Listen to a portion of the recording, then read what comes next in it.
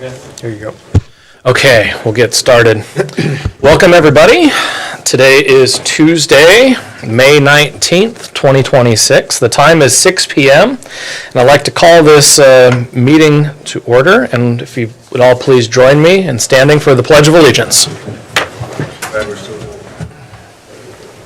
I pledge allegiance to the flag of the United States of America and to the republic for which it stands, one nation, under God, indivisible, with liberty and justice for all.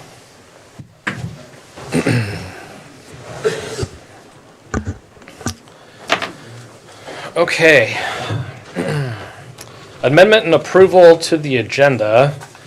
I have a few different amendments, but do you have anything, No. Commissioner? No? Okay, I have a couple. I would like to add under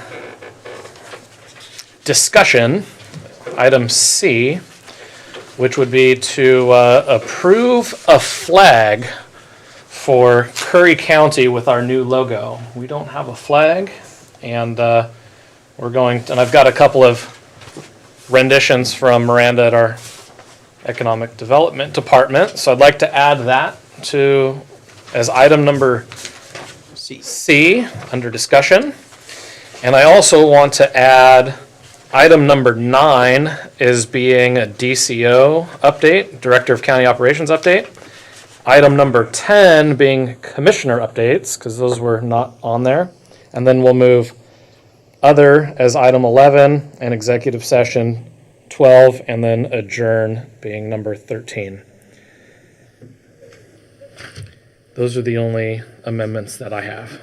And 10 was going to be what? 10 was going to be commissioner updates. BOC updates. Yep. And 9 is DCO, 10 is BOC, and 11 would be other, 12 would be executive session, 13 would be to adjourn. So when you say 11 would be other, that would be instead of the executive session? We're just pushing down the agenda items. Okay. Not that I think we'll have anything under other, but we'll just push it down. And then with that, I would entertain a motion. I move that we modify the agenda specifically to include on item 8, adding a discussion item, approve our county flag. Revising item number 9 to be DCO update. Number 10 then becomes BOC update. And then number 11 becomes other, and 12 would be adjourn. 11 or 12 would be executive session, and then Okay. 13 would be adjourn. Very good. Yep. Okay. And I will second that motion. And all those in favor? Aye. Aye. And motion will carry. Okay, moving on. We have some presentations tonight, and I would like to welcome Mr. Sean Rosenthal. He's our director of the airport in Crescent City, and I should say it's the Border Coast Regional Airport Authority. And so he put together a little presentation for us, and he's relatively new to the role down there, but he's been with the city of Crescent City for quite some time, and has a good resume, which helped flow right into his new role there as executive director of the airport. So myself, I also sit on the board of directors for the airport down there in Crescent City, and I asked Sean to come up and do a presentation for us today, because there's just a lot of people, I think, within our county that don't really understand or utilize what tremendous resource we have just an hour south of here. So I'll turn it over to you, Sean, and I'll let you kind of go through the airport and all the things that are happening. Thank you. It's terrific to be here tonight. Thank you, Vice Chair, and good to see the members of the public. So yeah, I got a presentation together for you just to tell you what we've been up to and where we are, where we're going, and feel free to ask any questions if you have any. So our airport does have service to Oakland every day, 7 days a week, as well as Hawthorne round trip on Thursdays and Sundays. We also have Callaware Life Flight. They are a large presence at our airport. Advanced Air is our airline, by the way. And UPS and FedEx both bring quite a bit of cargo each day, as well as Coast Guard does touch and goes, and as well as their Blackhawks refuel there. So one of the first things I want to talk about is runway project 1836 was rehabbed. It was completed last year. The rehab was basically 2 layers were milled down and repaved. New lighting, new paints, new beads. The reason why is they have about a 20-year life cycle, and it was getting some alligator cracking. It was at the end of its life cycle at about 18 years. And this is what it looked like prior to construction.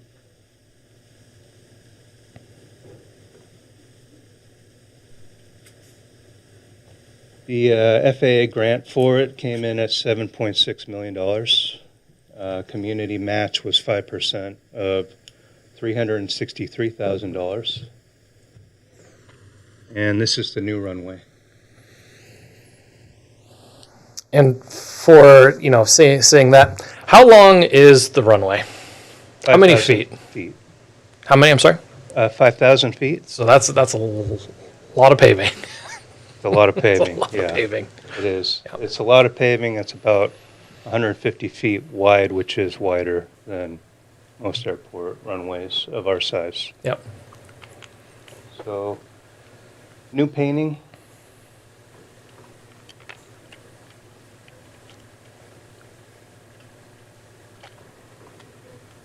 And new lighting as well, which they went from the old halogen style to LED lighting, which does save in some energy costs as well as a lot of maintenance costs. Sure. And the millings were reused for some of our vehicle service roads for maintenance for the lighting and our ILS systems. So at this point, just want to thank our partners. Something else I should have said about our airport that's very important is our board is the Border Coast Regional Airport Authority, and there's 6 members on the board representing the city of Brookings, city of Crescent City, Curry and Del Norte County, as well as 2 rancherias, 2 tribes of Elk Valley and Tolowa, both have a seat on the board. And everybody pitched in, so a heartfelt thank you for that 5% match, because that was huge. And that's that runway. Any questions about when that was completed? Congratulations. Thank you. Yeah, well, we're also in preliminary talks and working on getting the second runway Yes. going as well, because it also needs it. Yes. 1 down, 1 to go. Same point in its life cycle as the first?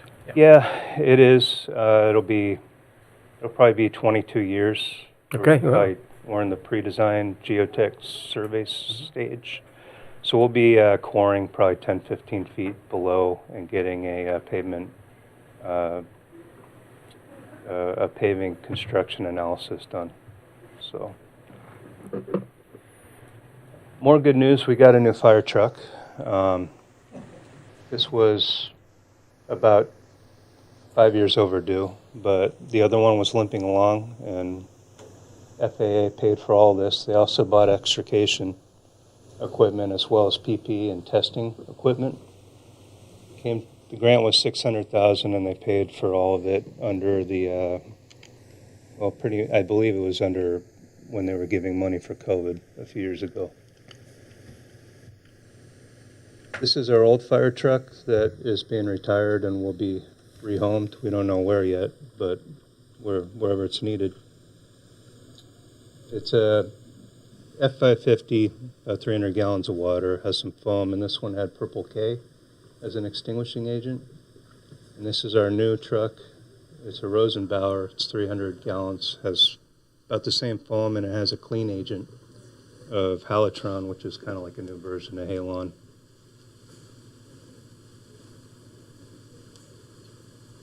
And one nice thing, the new truck is on the right. It also has a thermal camera on the bumper turret, which is really good. It helps us see animals, as well as we're in a fog bank a lot.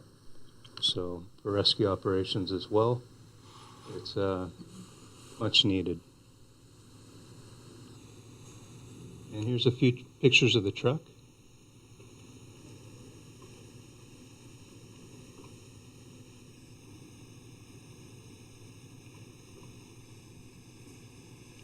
And we also got some cordless extrication equipment that was given to us as well.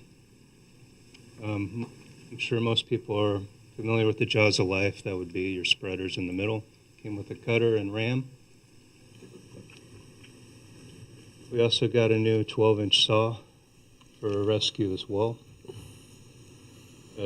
as a call it a grab and go pack, but basically it's a chisel that opens up the skin of the aircraft for us, as well as a piercing nozzle, so we're able to give extinguishing agent immediately upon arrival.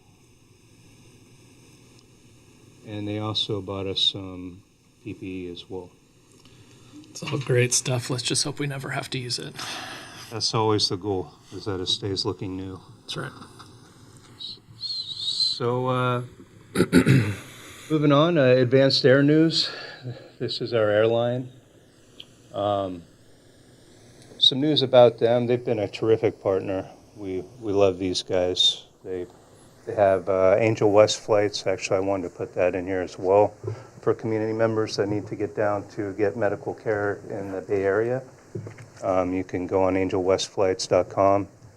And we had a community member who had a premature newborn, and they also did a lot of stuff for him that Angel Flights couldn't. So they're very community-minded, and they love talking about the partnership.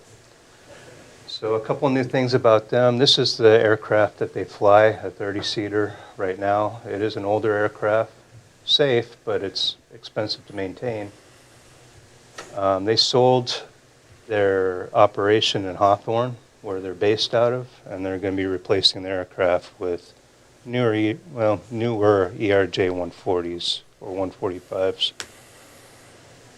And they're looking at moving to Long Beach. And one of the other things that we've been looking at quite a bit too is Portland as a destination. Yep. So they're looking into that right now as well, because our surveys for more tickets are bought in Curry County and Del Norte County show that a lot of people go north and we don't go north.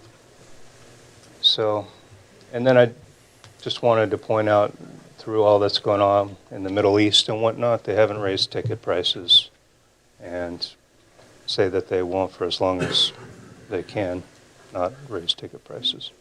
And I've flown out of Crescent City a few different times, and reasonably priced. You know, it is, you go to Oakland or you go down to the Los Angeles area down into Hawthorne, and it was approximately $500 for a round trip ticket. It's quick to get to Crescent City, quick flights down, really nice, comfortable, great customer service. But the other items is you don't pay for parking at the airport down there, which is wonderful. You don't have to travel 3.5 hours to get to any other airport like a Medford or a Eugene, and the expenses that go along with that, usually early morning flights where you have to get a hotel the night before and you're paying for additional meals that maybe you weren't anticipating having to do. So, you know, consider again looking into flying out of Crescent City, because it's a wash. If not, you're actually saving a couple bucks on the other end by flying out of there. So, you know, and you could connect to your other airlines as well out of, you know, Oakland is a big terminal for that, but just something else to consider, because I think it gets overlooked a lot around here, and we really have a great asset in that. Yeah, agreed. Thank you. So, in line with what you're saying, Alaska Airlines is partnering with Advanced Air, so they do have a baggage arrangement where if you buy on a third-party website, they will move the baggage for you. You won't have to pick it up, go to another gate, which is a hassle, of course, as well as they're talking to United as well, which is looking like that's going to happen too and open up that much more options. Yeah, and they're looking to add it to their own websites as well this year as well. So Yeah, they are. I had to change it. It said first quarter last time. So. right. Well, but yeah, it's going to happen, and it's already being used. So that's our airline.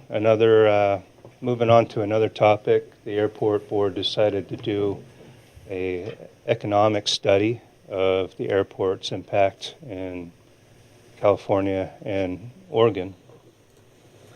And the primary market area that they show for people flying out of the airport is Curry County and Del Norte, of course.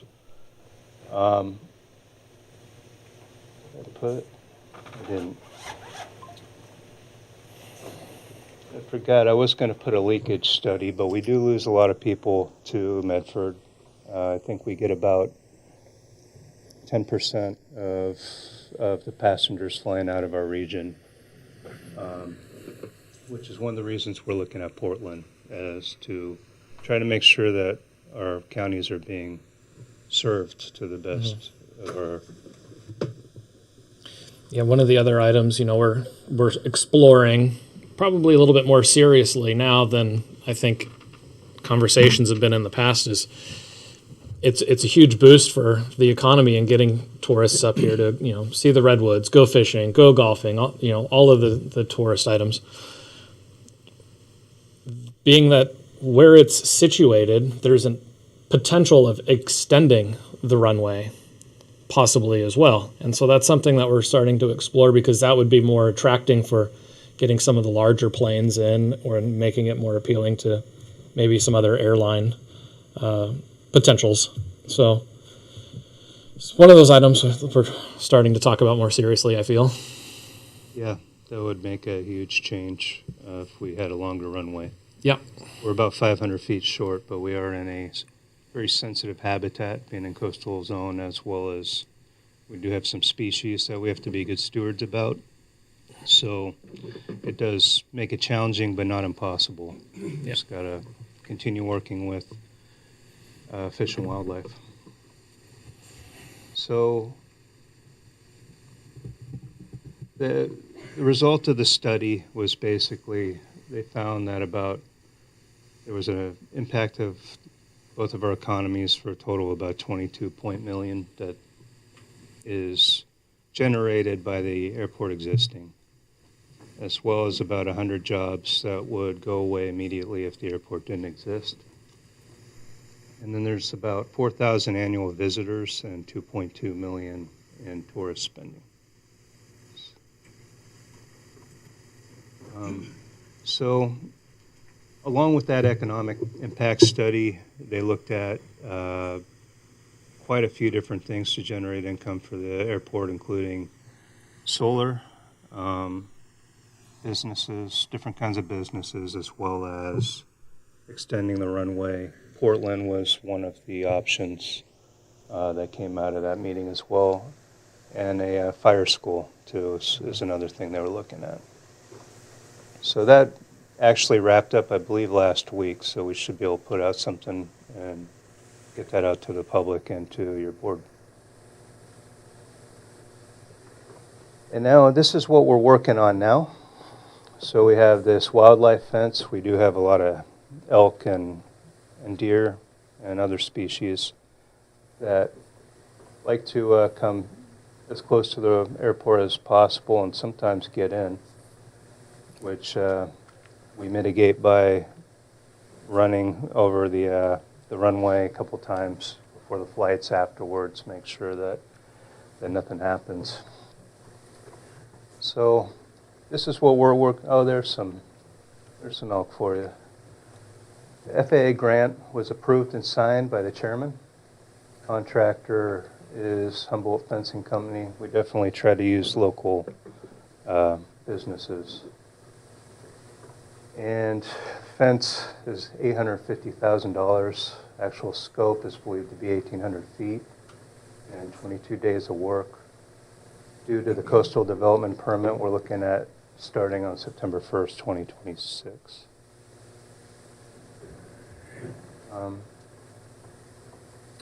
So this is probably about 30, 40 feet from the ocean. So it just disintegrates. I think it's only about 8 years old.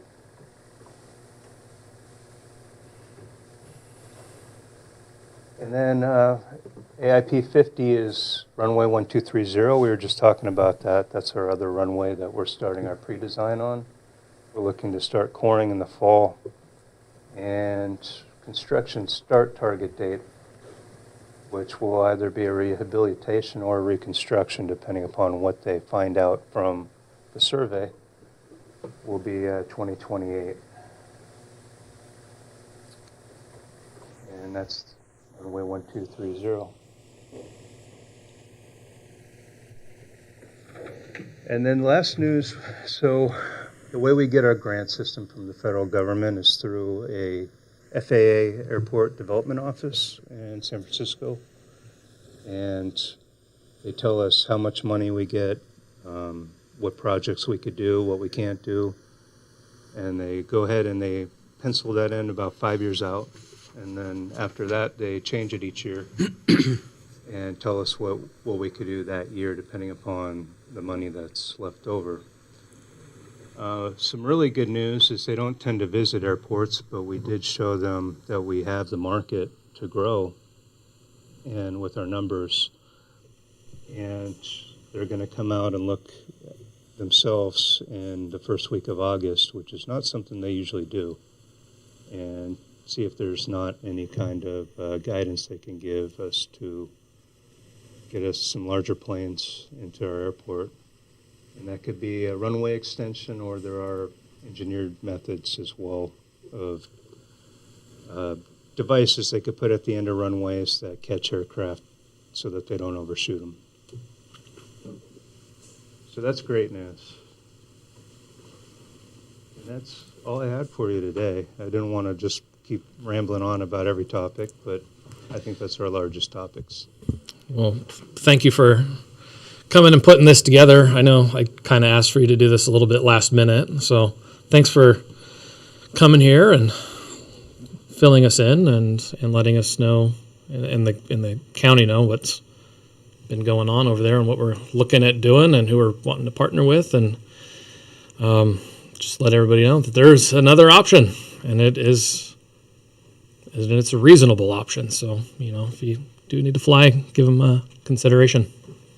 I really appreciate your report as well. I haven't heard much from the airport for probably a year, and it's what you've been able to do is just really aggressive. So thank you very much. Yeah, well, I appreciate the kind words. We are very tenacious in trying to get things done, and I'm very, very happy that you guys invited us, because I look at our parking lot, and half the place are Oregon, sometimes more than half, and we're right on the border. We serve both. We benefit each other, so we want your input too, because you're our passengers, and you're also flying out on medevacs as well out of our airport. So I welcome the chance to come and talk, and would love to come again if there's anything that we're working on that you'd like to know more about. Of course, this is just kind of just breezing through some of the stuff we're doing, but if you want more information. Yep.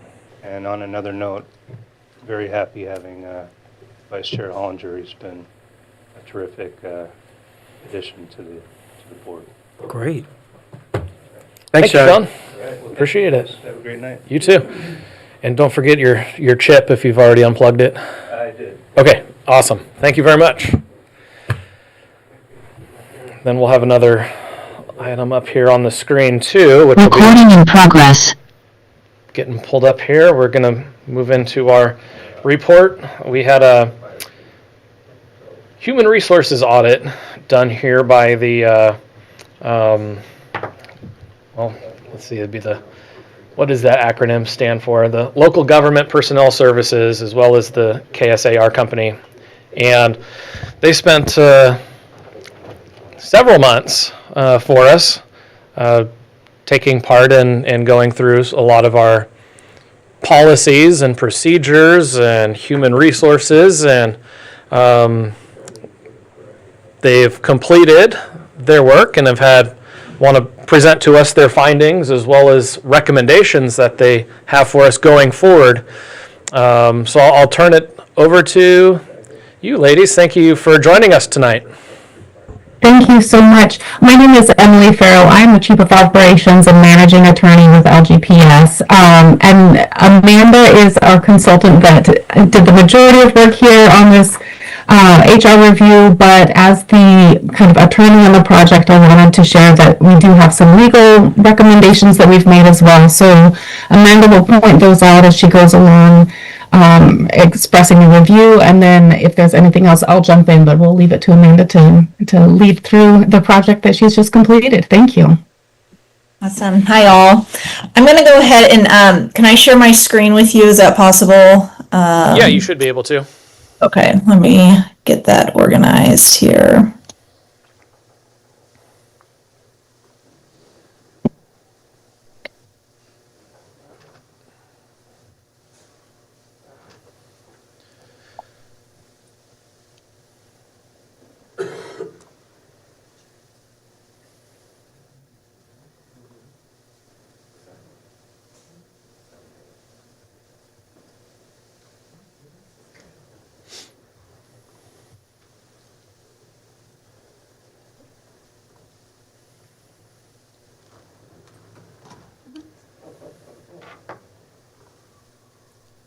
We haven't seen any. There it goes. Perfect. We're going. Okay, let me make that large for you all. All right, can you see that? Yes. Perfect. Okay, great. All right. I'm working with 3 monitors here, so bear with me while I get oriented. All right. Well, hi all. Again, my name's Amanda. It's great to speak with you tonight.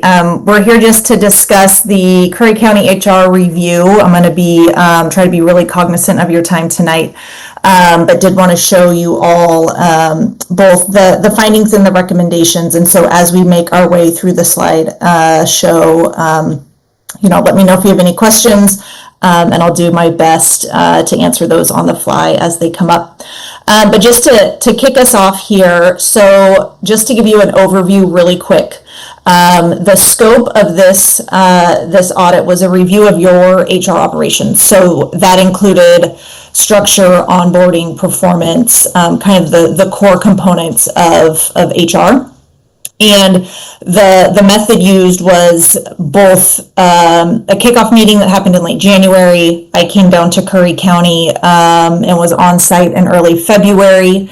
And then from basically February through the end of March or so was interviewing with various employees across the county. And then in that kickoff meeting, and initially there were 3 areas of concerns that were identified, which was a lack of structured onboarding, challenges related to discipline and performance management, and then some role clarity between the HR and department heads. So that's kind of where we started. And then, I think I'm freezing, so I apologize if that happens throughout the presentation. It's been no problem so far. Okay, good. Just so you know, there were kind of 8 key themes identified. Some of these will look familiar because they are some of the initial areas of concerns. But when I started compiling all the data, there were just kind of 8 that rose to the top. So these 8 is what will be discussed in the slideshow. I have a slide for each of these 8. And so you'll notice they kind of build on each other. There's themes kind of woven throughout multiple themes. And so we're just going to start at the top with HR structure and capacity. And so before jumping into that, as to not bury the lead, I did want to start with actually the priority actions. So these are the end results of the audit. We will revisit this slide at the very end, but did want to show you right away kind of what the immediate, short-term, and ongoing kind of findings were. And so from the immediate, and you'll have this explained to you more as we move through, but there is a recommendation to consider a dedicated standalone and contracted HR role that does not sit in Curry County, be complemented by an HR coordinator or such that does sit down there in person, but you'll kind of see why we're recommending that here as we move through. Obviously, define department head and HR responsibilities in writing, so firm that up. And then transition from what you currently have, which is, I believe, called personnel rules, into a employee handbook that might be a bit more accessible and easier to follow from an employee perspective. Short-term onboarding program, as was identified early on, some SOPs, so standard operating procedure, a library for an employee life cycle process. I'll explain that more. Structured training for your department heads, and then a secondary payroll review approval process. And then lastly, considering a compensation or market wage analysis to be completed, implement a formal annual review process, and then launch an employee recognition program. So that's where we will come back to at the very end. But to get us started on that first theme, so HR structure and capacity. So observations, there are two staff members right now that handle most HR duties, and there appears to be just some confusion given their overlapping duties, at least based on their position description. And there was some confusion as to who to go to for what because of that. So their position description and the overlap there just creates some perhaps inefficiencies that could be fixed. And then also notice that there's no clear succession planning or backup coverage for critical functions. This was highlighted by one of the roles in HR that also does payroll, and they're one of one. And so just some observations that succession planning, but also even backup from a vacation perspective. And so what happens when someone goes on vacation, or worse yet, is unexpectedly out of the office due to an injury or illness for an extended period of time. Also notice that leadership is covering multiple roles. We'll touch on this in a minute, but a lot of that I think is due to some recruitment challenges that are currently present down in Curry County. Some concerns were raised about confidentiality and an unbiased HR administration. And then just from a very kind of tactile perspective, just a lack of organizational charts that kind of explain how departments work together, the reporting lines. And so you'll notice the recommendations here and throughout the presentation, I tried to do kind of one for one so that you could see a linear line between the two. But the first thing is create a formal HR leadership structure.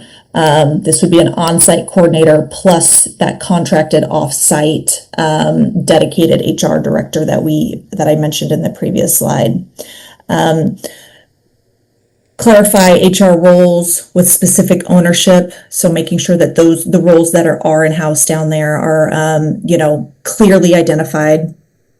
Recommend implementing a secondary review or approval process for your payroll. That's just a straight risk compliance recommendation there, best practice.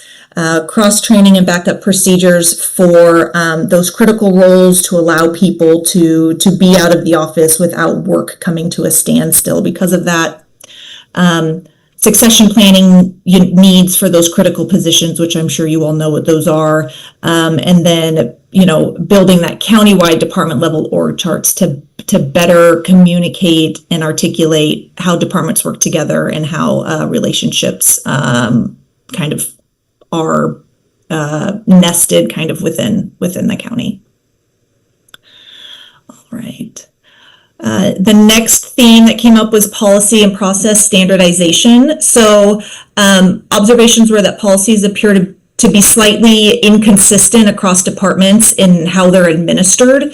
And so there's just a lack of standardization there.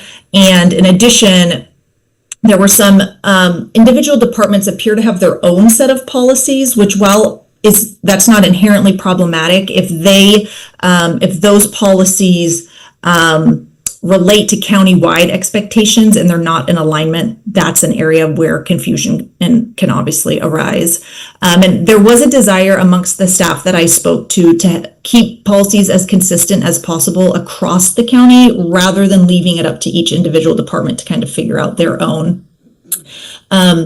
There is no real documented distinction between HR and department head responsibilities. And so you'll see kind of as we move through kind of where I would peel those two things apart and have different ownership and responsibilities where that line is, but did notice that.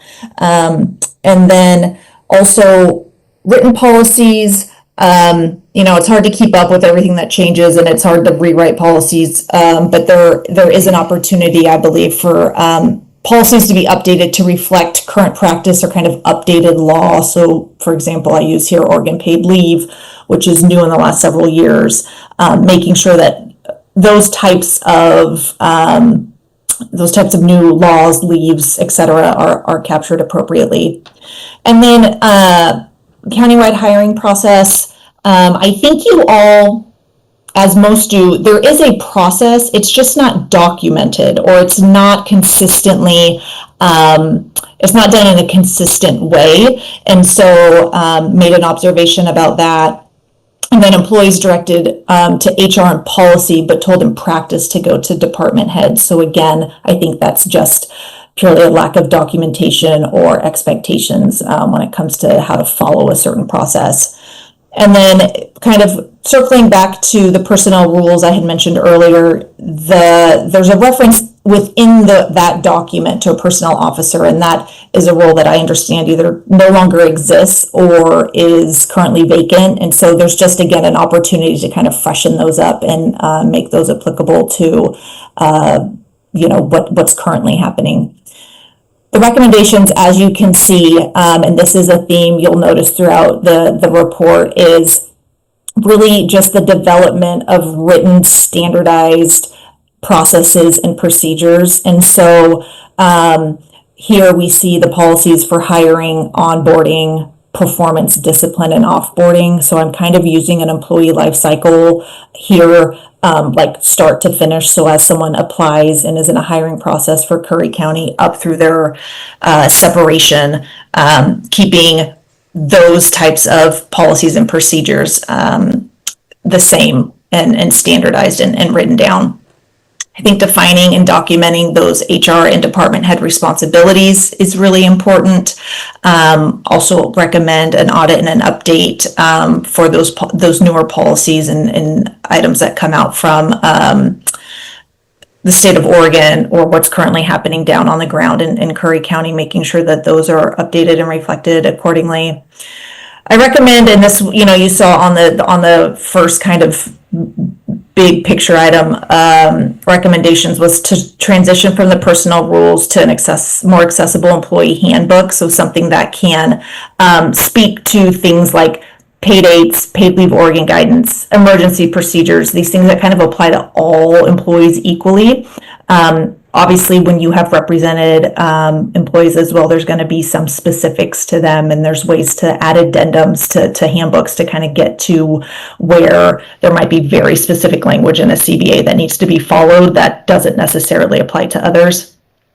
And then just to build a centralized SOP library with step-by-step guidance for all the life cycle processes. And again, when I say life cycle, I'm talking hiring through separation to capture what an employee experiences down in Curry County.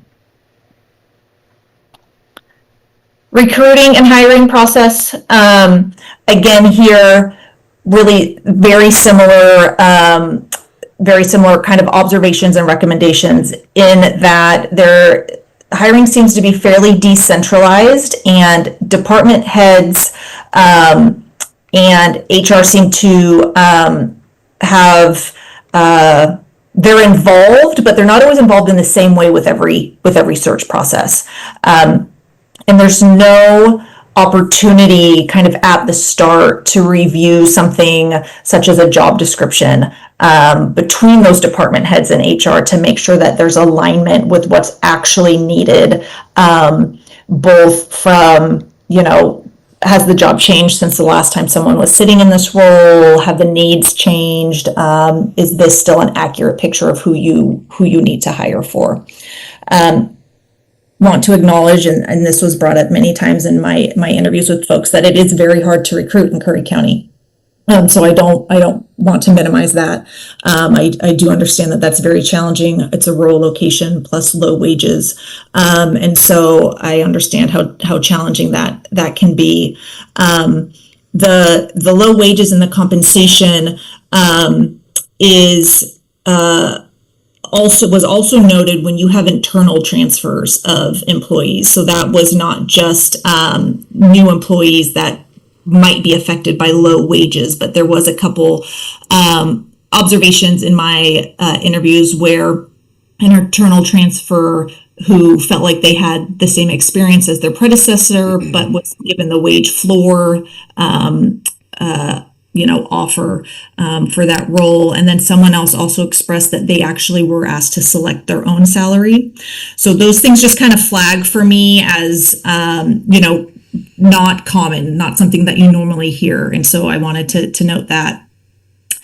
In terms of the job descriptions, which is really for me, the foundation for kind of everything that comes afterwards, especially if you get into performance management issue with an employee, is what were the expectations laid out at the very beginning in the job description. And I did notice some of the job descriptions that I saw might lack necessary minimum qualifications for that role. And also there's a section that is specifically, I think, called supervisory controls and responsibilities, where those positions that are supervisory, it's where kind of those expectations are laid out.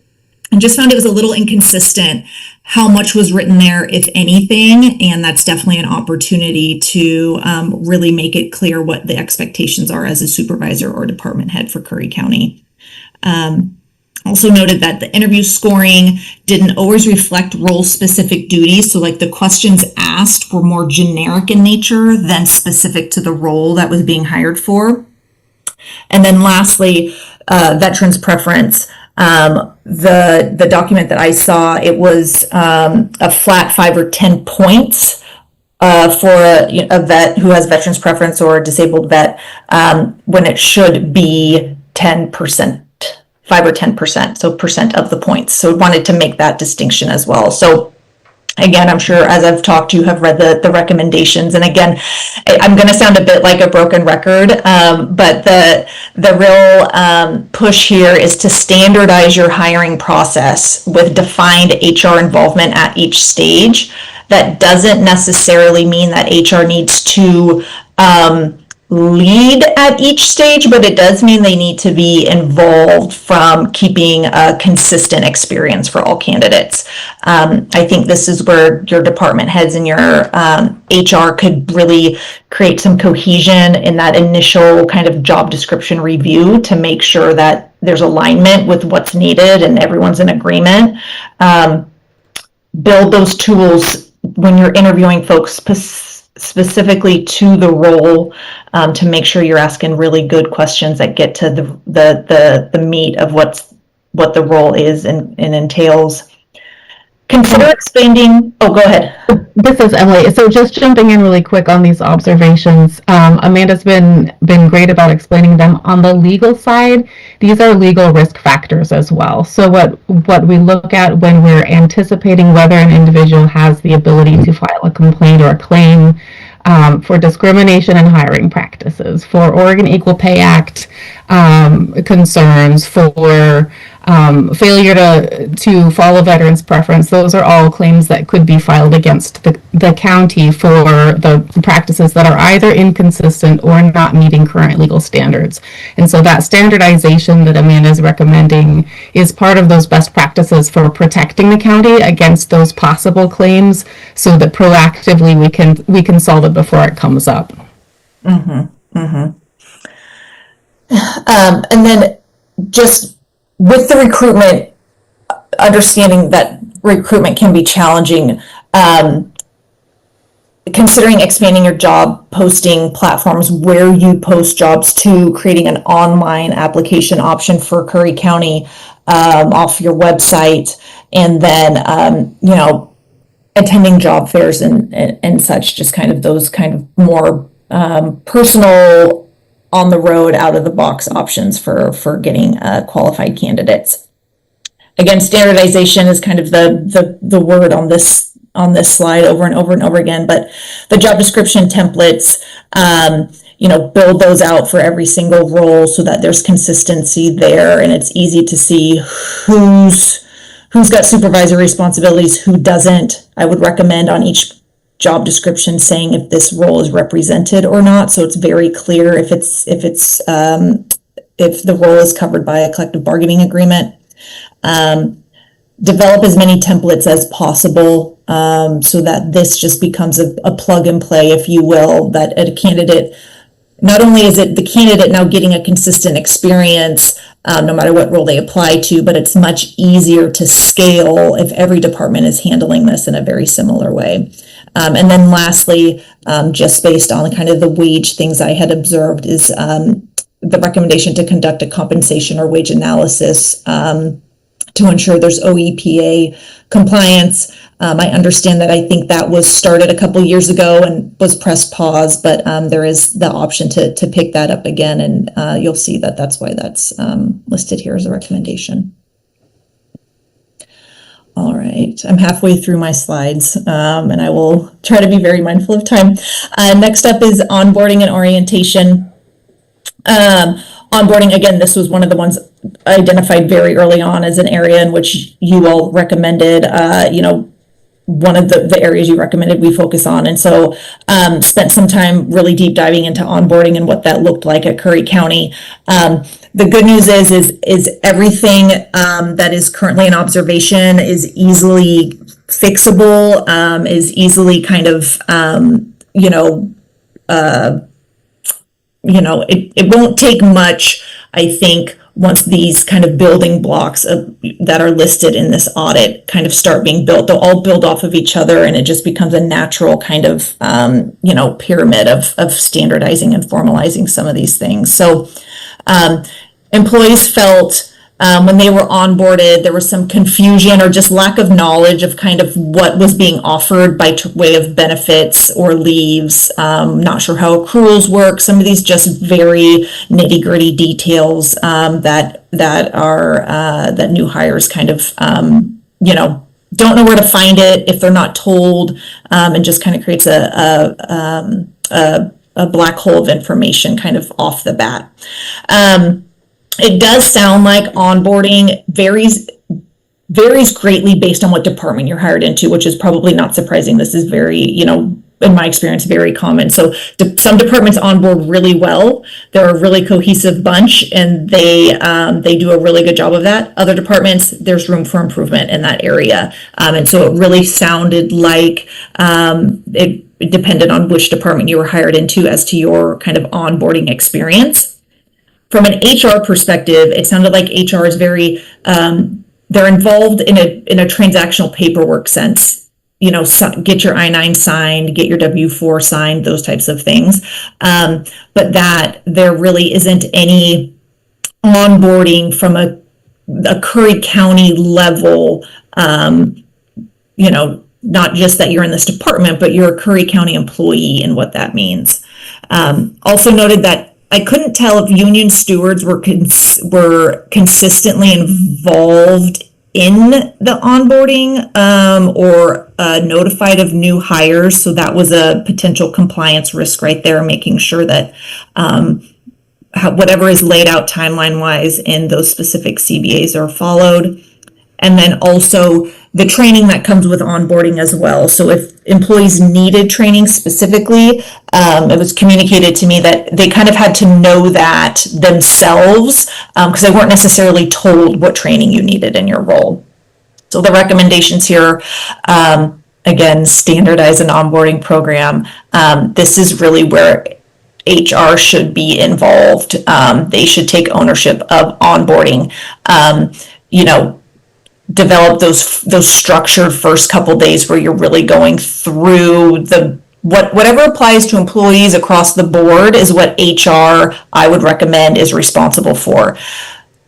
Department heads are responsible for onboarding specifically to departments, right? It's not HR's necessarily responsibility or even, best practice for them to onboard at a department level, but from a Curry County level, absolutely. And so building a dedicated onboarding track for not just employees, but also department heads is also a recommendation. One, to outline, as a department head, you are now responsible for onboarding those employees that come after you. But also, as we know, there's different expectations for department heads and supervisors. And so having an opportunity to onboard them specifically for those types of duties is, I think, important. Review the CBA to determine the appropriate amount of time for new employees to meet with union representation or a representative. That could be a voluntary meeting on paid time following a formal orientation meeting. So just being aware and cognizant of that. And then, those 30, 60, 90-day milestones. I think it's important. This is where, for example, I would have HR set that expectation and then following up with department heads to make sure that those 30, 60, 90-day milestone check-ins are happening, both to ensure there's, the employee is feeling comfortable and welcomed and has the tools they need to succeed, but also on the flip side, if issues are already presenting themselves, always best to address those sooner than later. And so it gives an opportunity to see both sides of that coin if necessary. All right. The next slide is performance management and discipline. So this was another one identified early on. Found that performance reviews were conducted inconsistently across departments or infrequently. Annual reviews weren't always conducted. It sounds like they have been. It's just they might not be now, or it might be very different depending on, again, on which department you're sitting in. Department heads lack formal training on conducting evaluations or managing performance. This kind of harkens back to the last slide where, if you have a supervisor or a department head that was recently promoted into that role or has not supervised in this type of environment before, onboarding them specifically with trainings and skills in how to manage performance and conduct evaluations, I think would be a great step. Reviews right now are perceived as a box checking exercise rather than a meaningful tool. Reviews aren't always everyone's favorite, but they are so important when it comes to managing employees' performance, both on the positive sense to give them that praise and reinforcement if they're doing really well. But it's also critically important to have those things on file if there is any performance concerns. There's limited progressive discipline documentation. So I just noted increased legal or compliance risk. I think that, again, it was just unclear if there's a set step or like increased, I'm losing my words, but if there's an increased kind of level that keeps an elevated, concern where that goes. And so I think that, again, there probably is something, but it's not documented. I can't prove that that something follows a certain set of steps, if you will, every single time. And this is Emily. These generally would, what we'd be looking for here is that we have a progressive discipline process. Usually that's outlined in the collective bargaining agreement for represented employees. For non-represented employees, it's usually outlined in some level of an employee handbook, policy, or procedure. The critical legal piece is that public employees, so employees of public agencies, have a property right in their employment. And so legally what that means is that they are required to receive due process for any employment actions that are adversarial or negative for the employee. So that would be progressive discipline. They have to have notice of the failure, notice of the performance violation, and a right or ability to correct that performance before the next step of discipline is engaged. So public agencies generally are not permitted, unless there's an exceptional circumstance, are not permitted to just terminate at will. They generally have to go through some level of due process and just cause analysis for those employees. And so that's a place where Amanda's speaking to on the legal side, that documentation of the performance violations or conduct violations, and that some level of action was taken because of that, allows the county to go through that progressive discipline and make sure that they can meet those legal requirements for compliance with just cause and due process. So again, implement a formal countywide annual review process with standardized criteria and goal setting. I think a really useful tool when you're doing annual reviews is this employee self-assessment. Most employees don't like doing self-assessments, but there's really good data there. One, I feel like employees then have more ownership of the review process. They're not just being talked to, but it's a two-way conversation, so they're assessing their own work. And year-over-year goal tracking, which I also think is really helpful, especially if you're rolling out training expectations or you're rolling out to department heads. They need to, develop more skills in their ability to have hard conversations or manage expectations or those things. It's really how you anchor that in something that is going to be an expectation kind of throughout and down the road, is that you put it in an annual review and you say, a year from now, here's where I need you to be. And then you can hold that employee, accountable to those. And it's really helpful to see year over year. Also fulfilling for the employee to kind of be able to map their time and what they've accomplished. To provide department head training on evaluation, delivery, constructive feedback, and goal setting, like I just said. Standardize the progressive discipline documentation, ensuring that there's CBA alignment and legal compliance, getting to what Emily just mentioned. I know that there is a document that kind of lists the progressive discipline steps. I would recommend, consider using a work improvement plan as a coaching tool as well. So I know that those have been used in the past, but formalizing it as a part of kind of that pre-disciplinary, getting on the right track, making sure you have that documentation there for that employee in that specific situation. And then annual reviews, they're challenging because they're very time consuming, and that is just what they are. And so consider if it would be more efficient to conduct those for those non-union employees that don't specify it has to be near or on anniversary dates. If all of those employees have them done on a uniform cycle, say at the end of a calendar year or something, it might help at least streamline as much as possible. So you don't feel like you're in rolling reviews all the time based on someone's start date.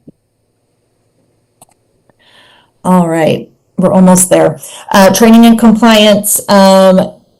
Training seems to be limited or inconsistent across departments right now. There's no kind of centralized framework by role as to what trainings are recommended or needed for any given role. I did observe that department heads may lack adequate training on CBAs and union related supervisory responsibilities.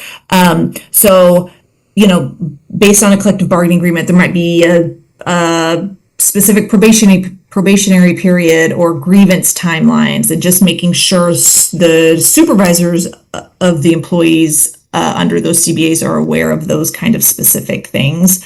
And that HR staff might not also have sufficient training on CBA details and administration. There was just some expressed kind of unclear communication or confusion when CBA related questions were asked, not knowing who to go to really get the answer to those specific questions.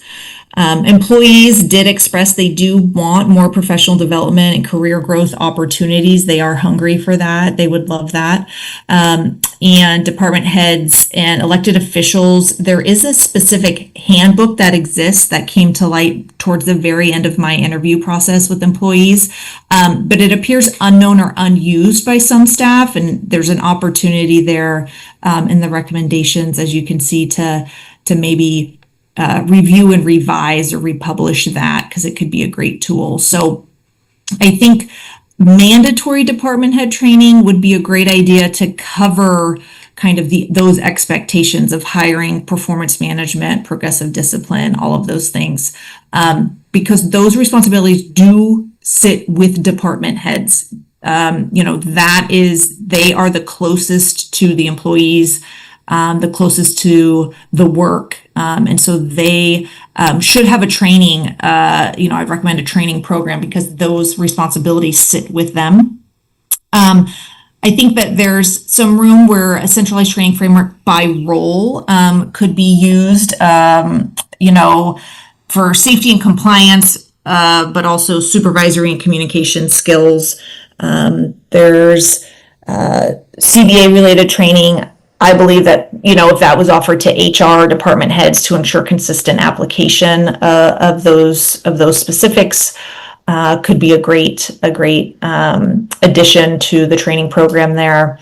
And then I think what HR can own is the tracking of this, right? So kind of owning what trainings are needed for which employee, who has completed those. That's another thing that could very easily be a part, like I said, of an annual review process where you start building these expectations baked into someone's year, and expecting that, you will have completed these 6 trainings by X date. And then, using that as using HR to help facilitate kind of meeting those expectations. New hire trainings, refresher trainings, just once one training's built, you can use it as many times, right? You just have to refresh it for maybe what's changed. But I think it's helpful, if additional trainings are needed, if an employee's promoted, if they move from one department to another, it can capture kind of all of those new bits all at once. And then, like I said, the department head and elected officials handbook, consider using that specifically as the training document for department heads specifically.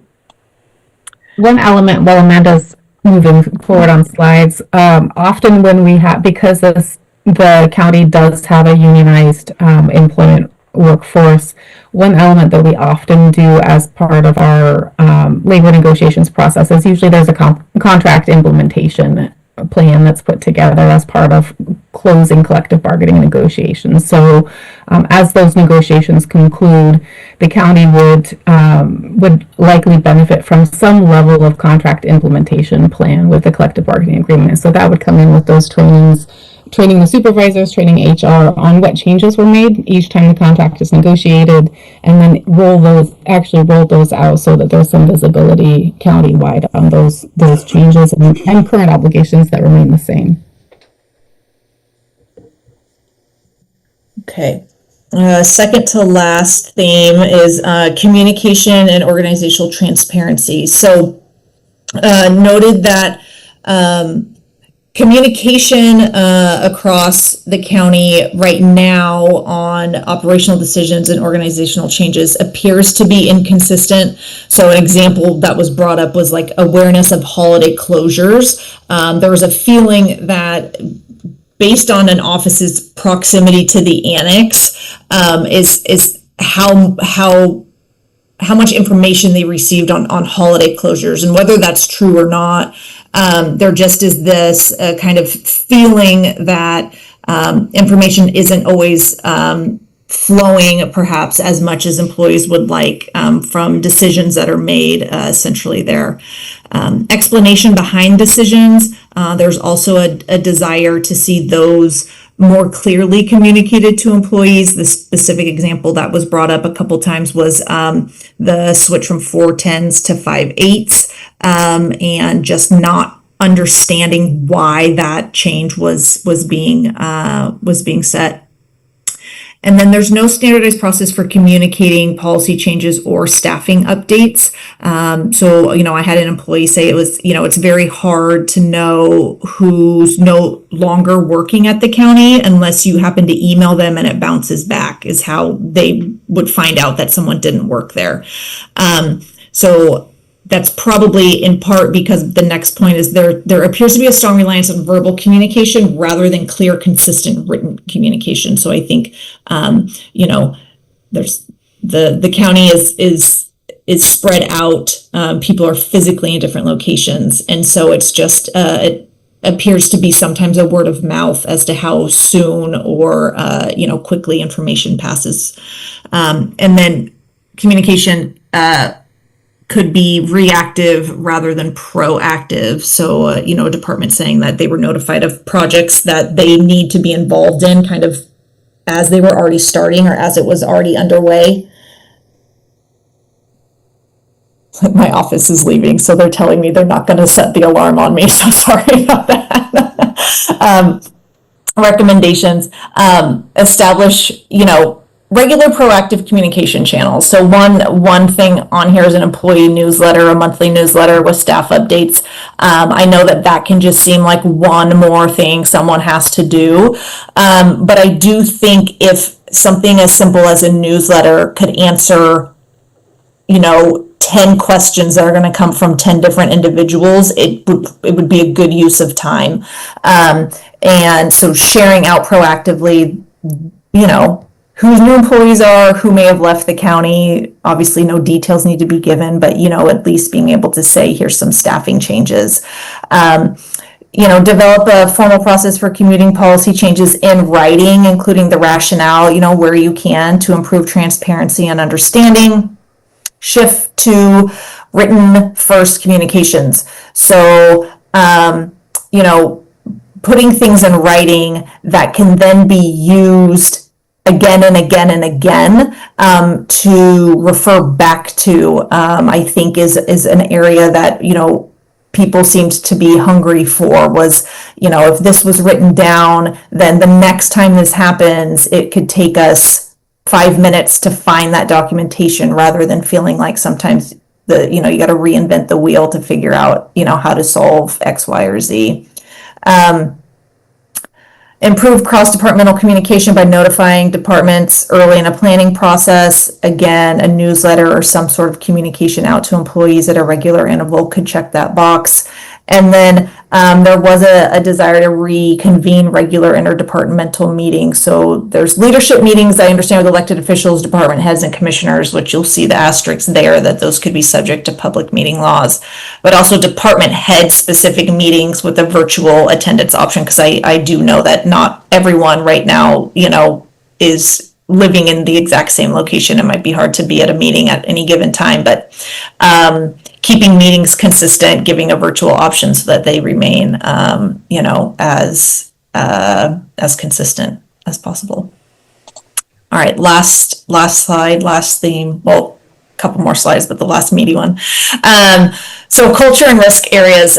This probably will not come as a surprise to you all in terms of what we talked about earlier in the slides, but there is I'll start kind of midway down. There is a limited sense of like a county identity, and I think that this is one of the reasons why having HR really own a county onboarding could be very beneficial. Just because departments operate right now, it appears in silos where, again, like I had said earlier, your onboarding experience could be different based on your department.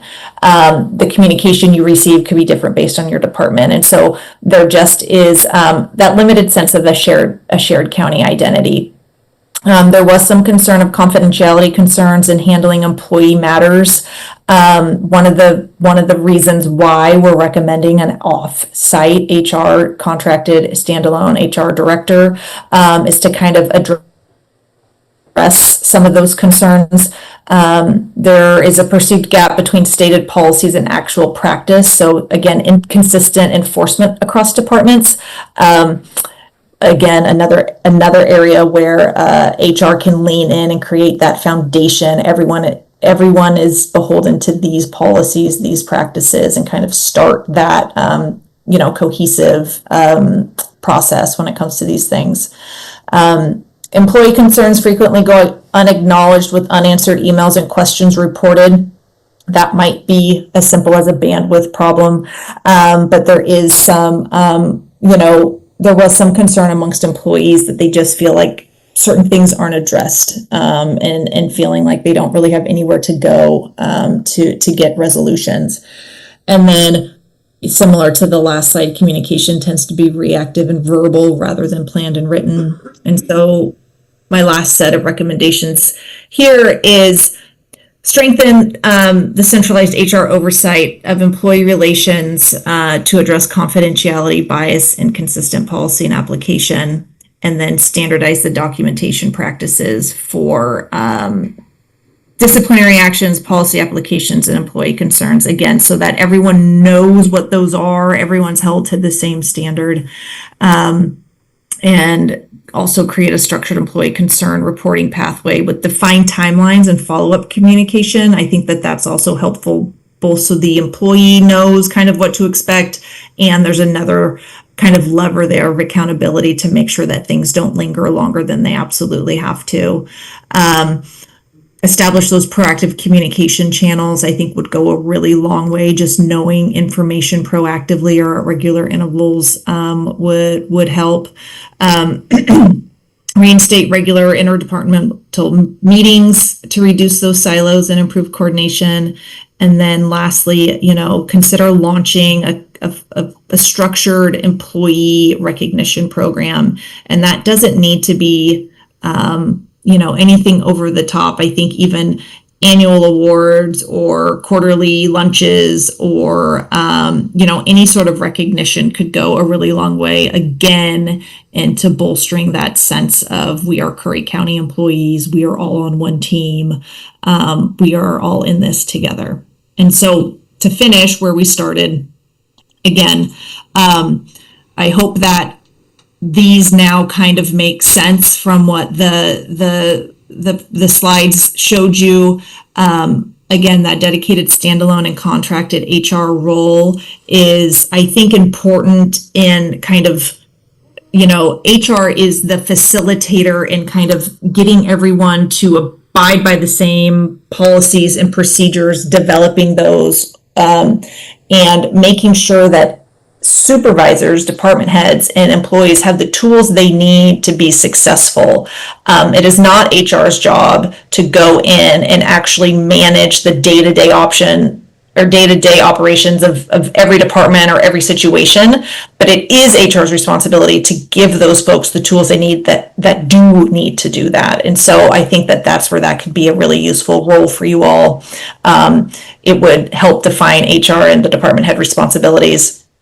And then the reviewing of and updating of the policies as you all transition to a handbook. Again, I think as soon as some of these, life cycle hiring, onboarding processes and procedures are built, it will kind of just build off of each other and get easier as it goes.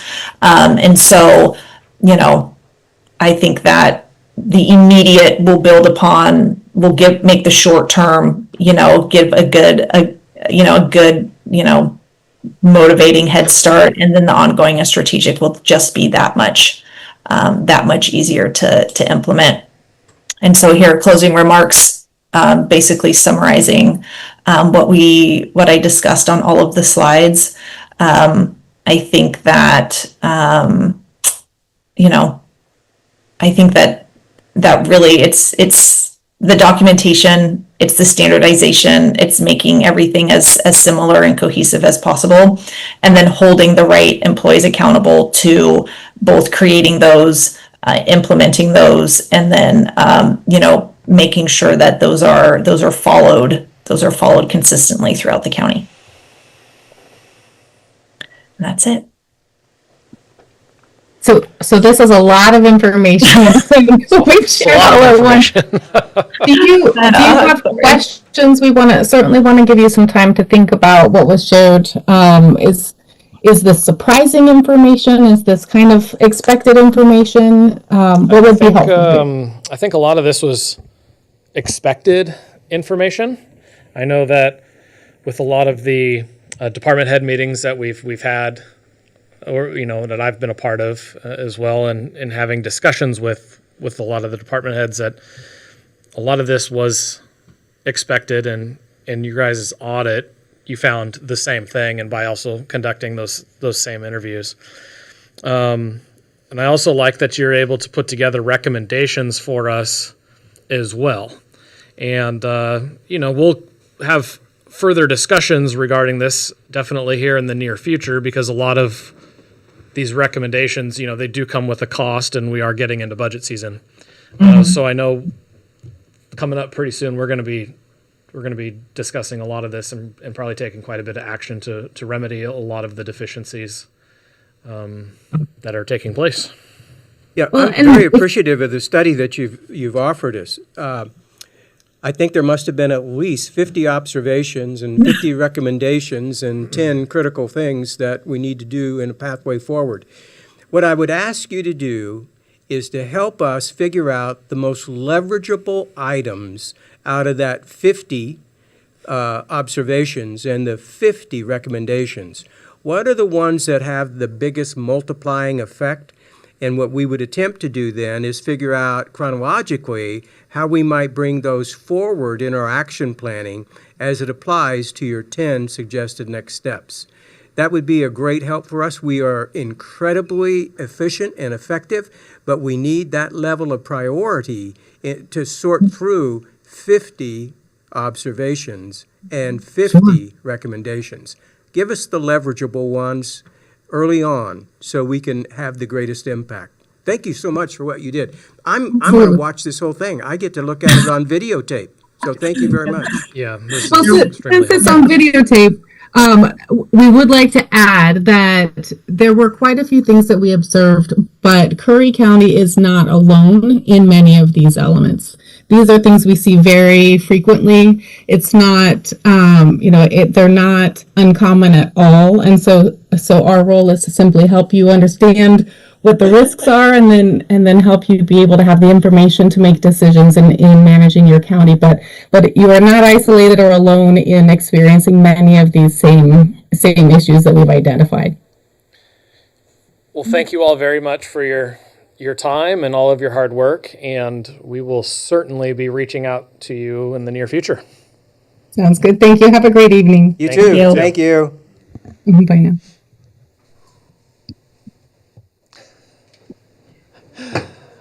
Who's next?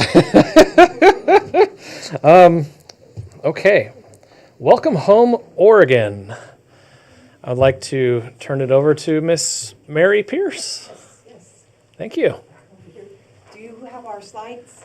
I'm looking at them here on my computer, and we're getting them pulled up here as well.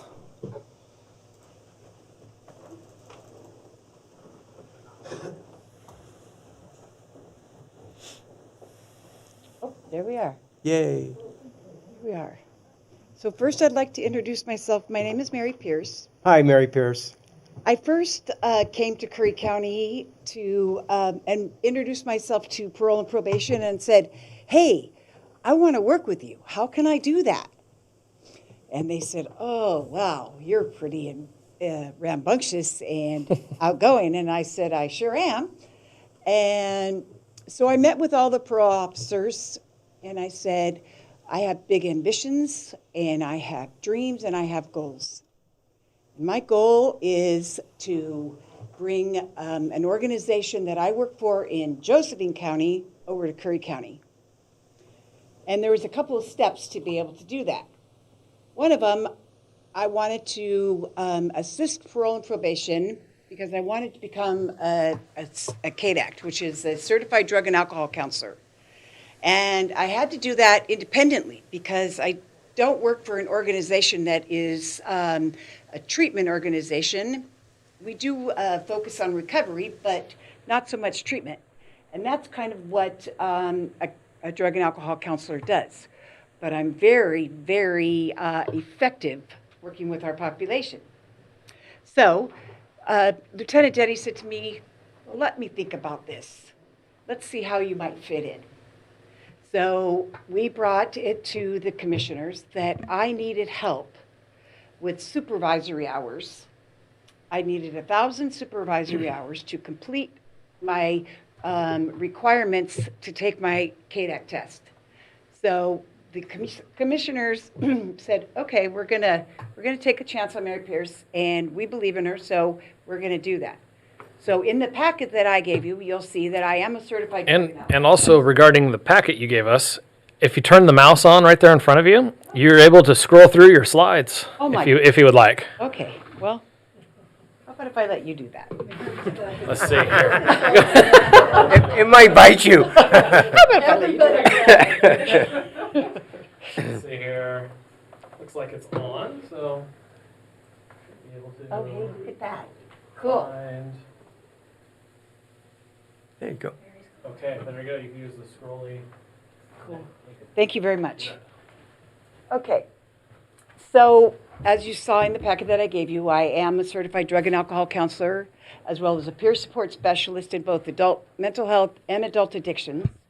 I'm a certified recovery mentor, a forensic recovery mentor, and several different titles. But most of all, I am the Curry County Welcome Home Program Director for Welcome Home Oregon and our transitional housing program, that we work hand in hand with parole and probation here.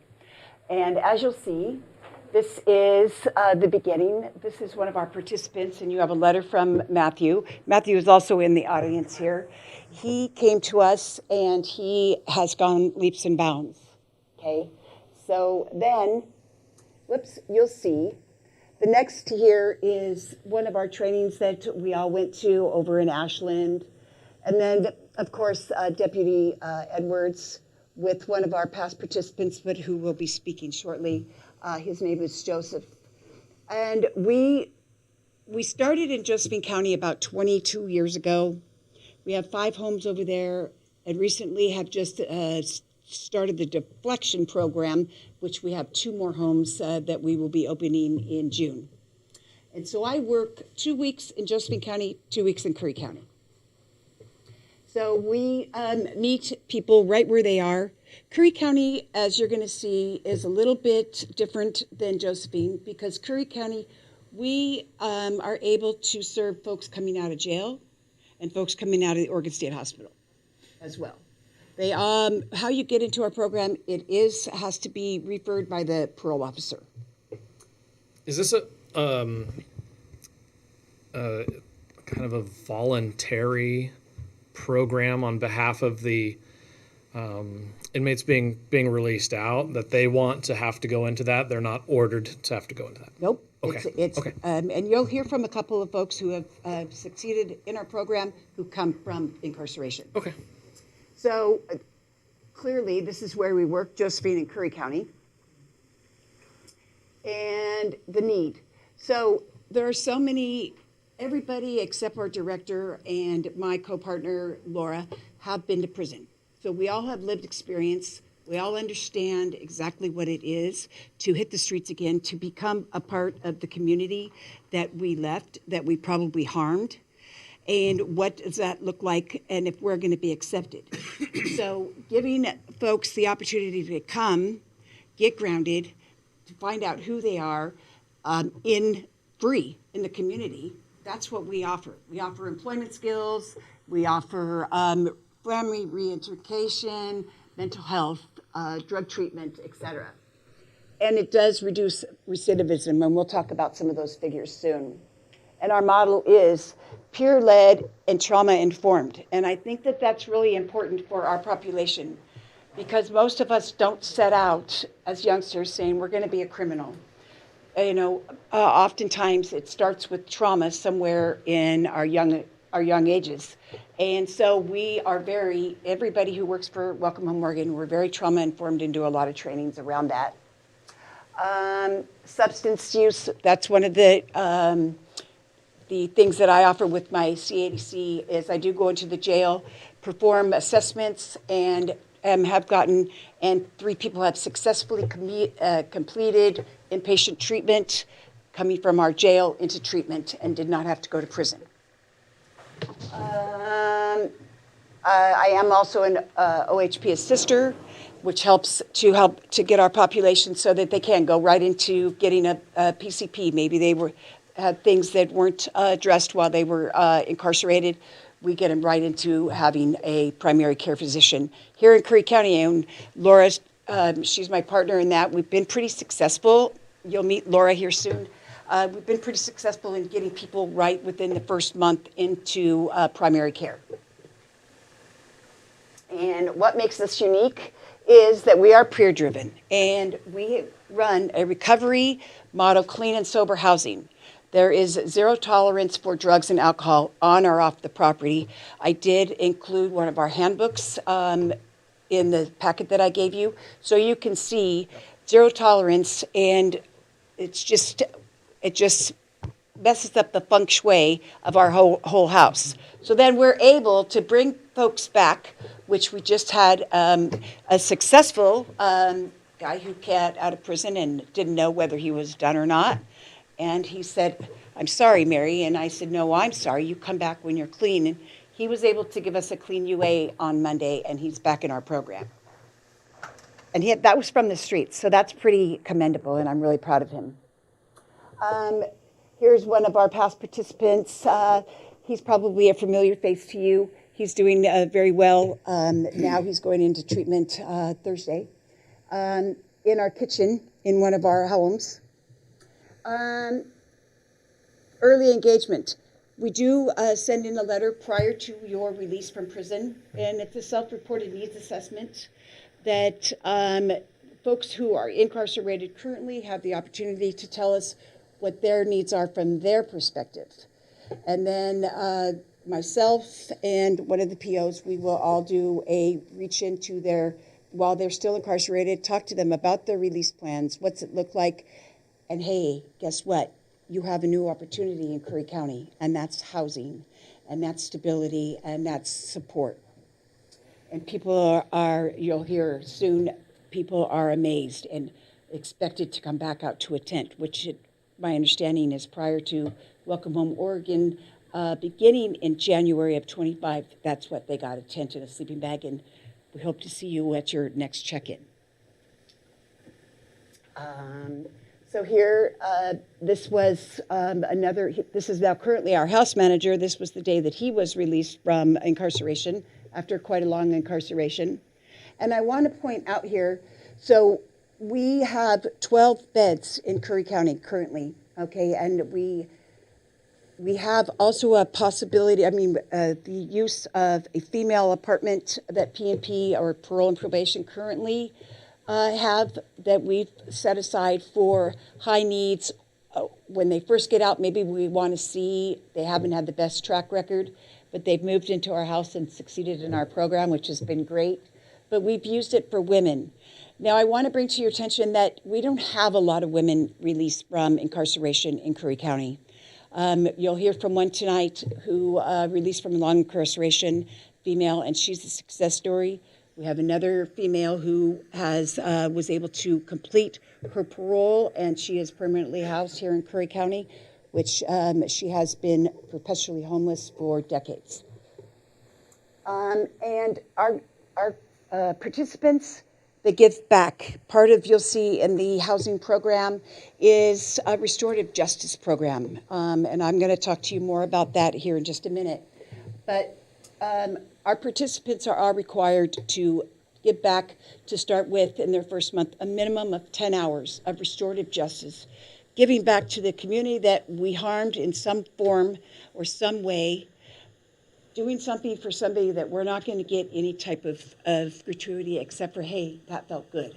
I got to help her, or I got to clean up or I got to go walk the dogs, or something along that line, right? So we supported 18 folks to their next step of being permanently housed. And there is a housing shortage here in Curry County, but I work closely with another gal who is in the audience to support us, Michelle Alday, and we've been able to permanently house several of the 18 through her residence, through her rental programs. And some have gone into relationships and back to their families, which was really our ultimate goal is family reunification when it's possible. So our partners, clearly you see who we work closely with here. There is one, we are working closely with the Port Fish, Bruce at the fish store.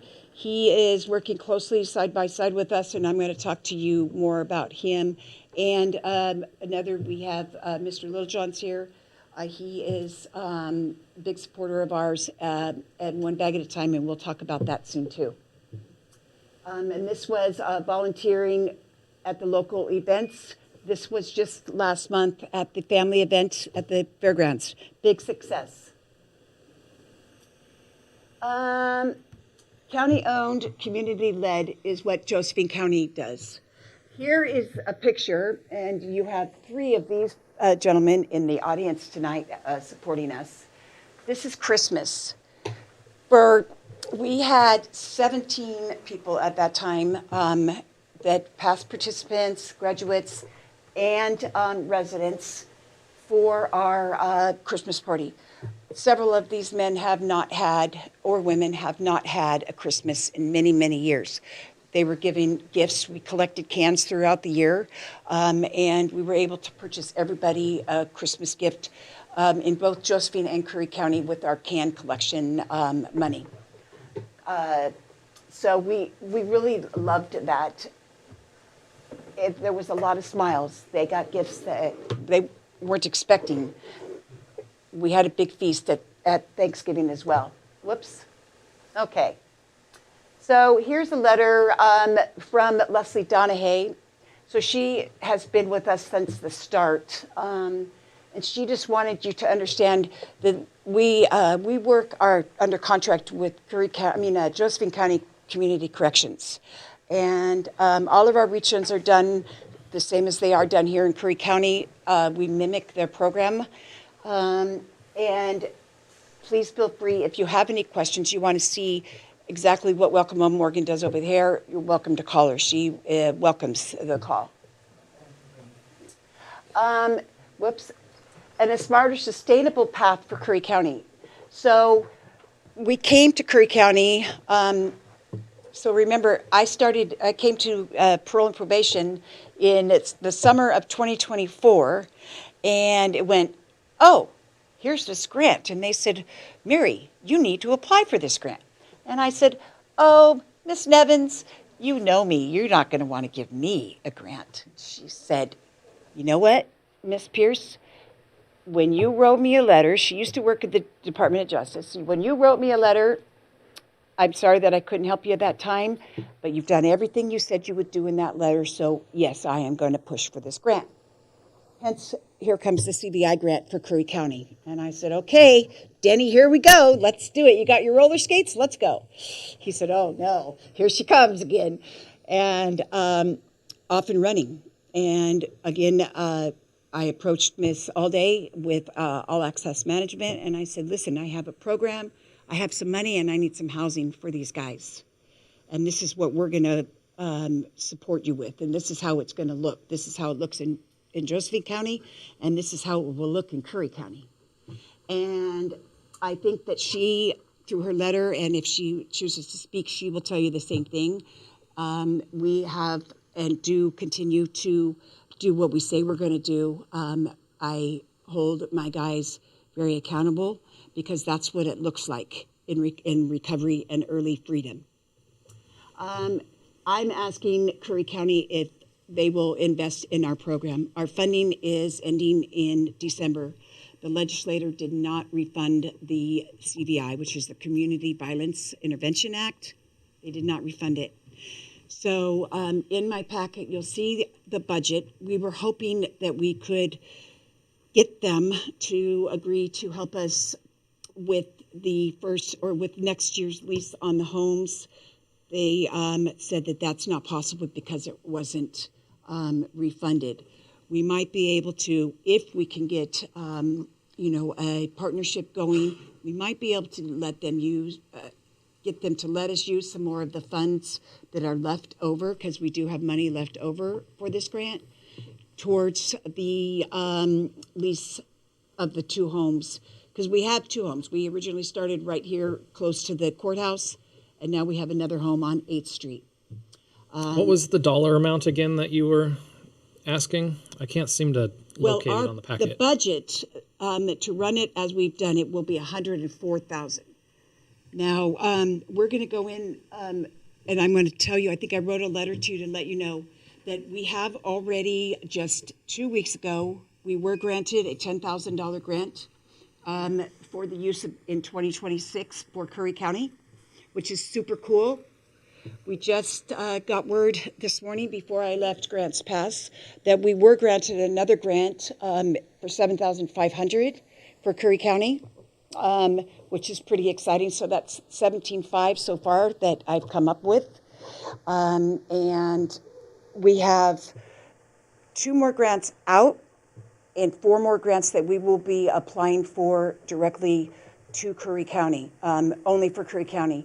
Last year we did apply for 11 grants, and we were granted 4 grants for Josephine County only for 2025, or excuse me, 2026, and we were granted $25,000 out of those grants. Grants seem to be doing much.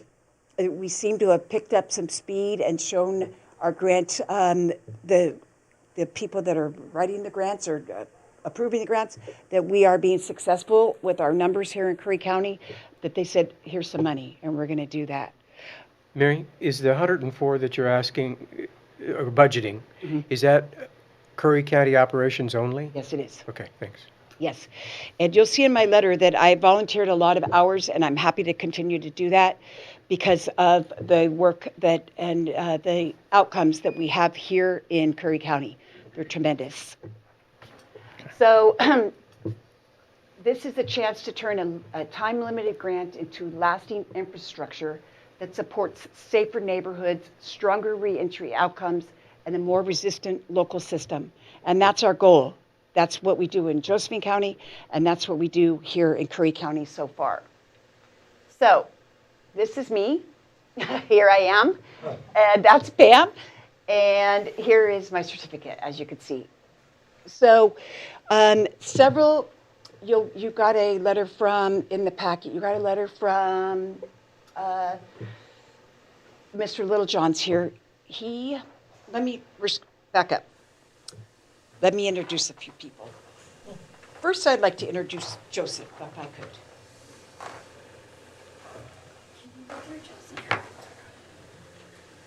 Joseph was our very first participant and our very first graduate. Yeah, so when I was incarcerated, I got a letter from Mary, and I was kind of shocked that someone wanted to help me. And when I got out, I finally got to meet her in person and everything, and then she told me about what she wanted to do, and I said, yeah, let's go for it. And so got there and was getting the feel of it, then more people started coming, and then it started taking off in a good way, and then as time went on, she helped me progress and transition from being incarcerated to being, just living every day like normal. And then when the time came for me to get my own place, she gave me the resources that I didn't know were there. And then she continued to be very supportive, and she still does. And then I met a lot of more guys coming out, and I got to know them, and a lot of them have succeeded. And then when the holidays came around, I got to experience something that I didn't have experienced in 25 years, and that was Christmas. And it made me feel normal again. And I am very grateful to have met Mary. And if she didn't come to me, send me that letter, I'd probably be on the street somewhere, I don't know where, or probably back being incarcerated. And she has done a lot more for me than what I would have done for myself since being out. And she gave me a lot of hope when I didn't see it there.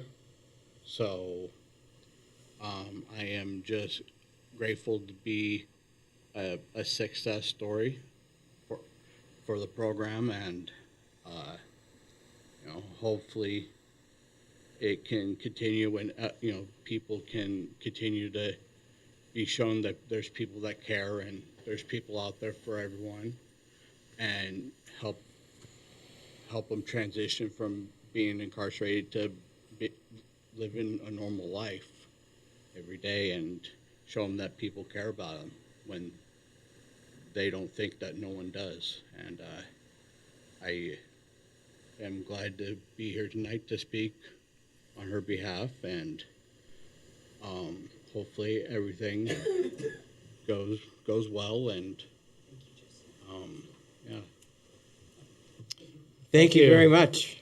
Congratulations on your success as well. Yeah. Next, I'd like to introduce Jerry. Hi, Hi, Jerry. Jerry Land. I'm a success story as well from Welcome Home, Oregon. Welcome Home, Oregon is exactly how it's said. I felt welcome from going right into the doors. Mary swooped me up as well. I'm lucky to have somebody to be able to run a program like that. I don't know what goes on behind the scenes, but I know that there's a lot of work that goes into it. It's not just something that's super simple. But for me, it was made simple. I am also I was in probation and parole, so I was also incarcerated. I didn't come straight into the program, but I was referred. So I was one of those cases that was able to be referred, and before I was referred, I had hit in a rock bottom, and I had taken myself to a rehab so I could get rehabilitated. And this time I did it on my own. I didn't have anybody tell me that I needed to go or that I should go, or it was just that time where I wanted to go. And after that point was a big turning point, and thank God for the people that were in corrections, because they were able to help me out, and they were advocating for me before I even knew it. And so next thing I know, when I got out of the rehab, I was able to get an opportunity to be involved in the program of Welcome Home Oregon. Welcome Home Oregon was able to support me in not only giving me shelter, but they gave me food.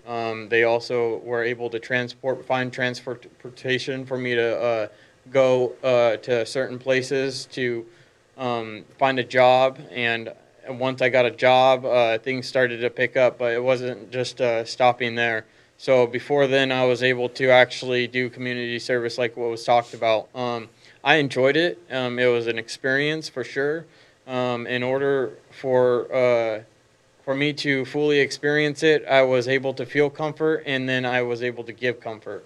It was quite the experience as well. Once I did find my job, things started to pick up, and they also offer a way for you to save for your future as well. So it's not something that you just make money and you go blow money. You get to make money and you get money put aside for you, so then that way you have a plan for afterwards. And that's kind of what the program's all about, is that it's not just a stepping stone, and it's not a flop house by any means.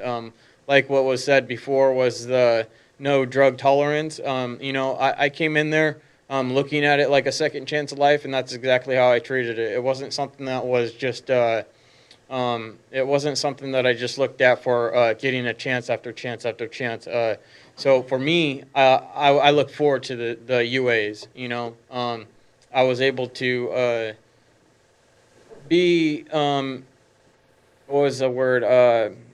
Be excited for, knowing that I had stayed another day sober. That was a very good blessing for myself. What else is offered too is that there is a mandatory being able to go to a 12-step program outside of the welcome home, and so that was also very great for myself because not only was I in them before, it was a chance for me to get out and not only just meet people in the community, but people that were also inside the Welcome Home Oregon program as well. I got to know them on a different level, and so it really benefited me as well. So not only did I feel comfortable in the community, but I was able to feel comfortable at home. And so that's just something that kind of goes on with it. And, till this day, I'm able to bring it into my lifestyle to continue to grow. It's by all means, I didn't look forward to checking in and out, but it was accountability, realistically.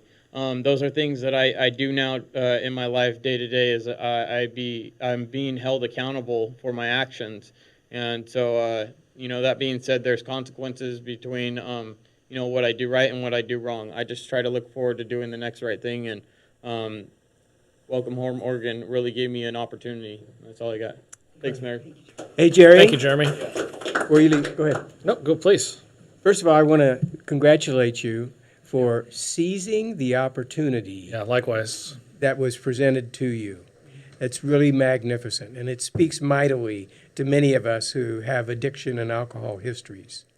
The other thing I want to congratulate you for, and it's a blessing to so many, is that you chose to give back. Thank you very much. Thank you. Yep. Two more. I have house managers, so I'll introduce Jesse. Yeah, well, my speech is a little inadequate compared to Jerry's. But I'd just like to tell you a little bit about myself. My name is Jesse. Before I get to the point, I left home at 14. I was homeless for a good part of my life with occasional couches to sleep on. I managed not to become a criminal for most of my homeless life until about 5 years ago. After a lot of criminal trespasses just for sleeping, I ended up in Curry County due to drugs and struggling while in jail. I struggled a lot in jail. I did a number of ridiculous things where I ended up in the Oregon State Hospital 4 times with a suspended sentence. I got out of jail and I made things worse. Eventually, the DNA put me in prison for 24 months in the Oregon State Penitentiary. I definitely didn't like it there, and I definitely don't want to go back. One day, I got a call from my counselor. This visit changed my life, and was just the thing I needed in life.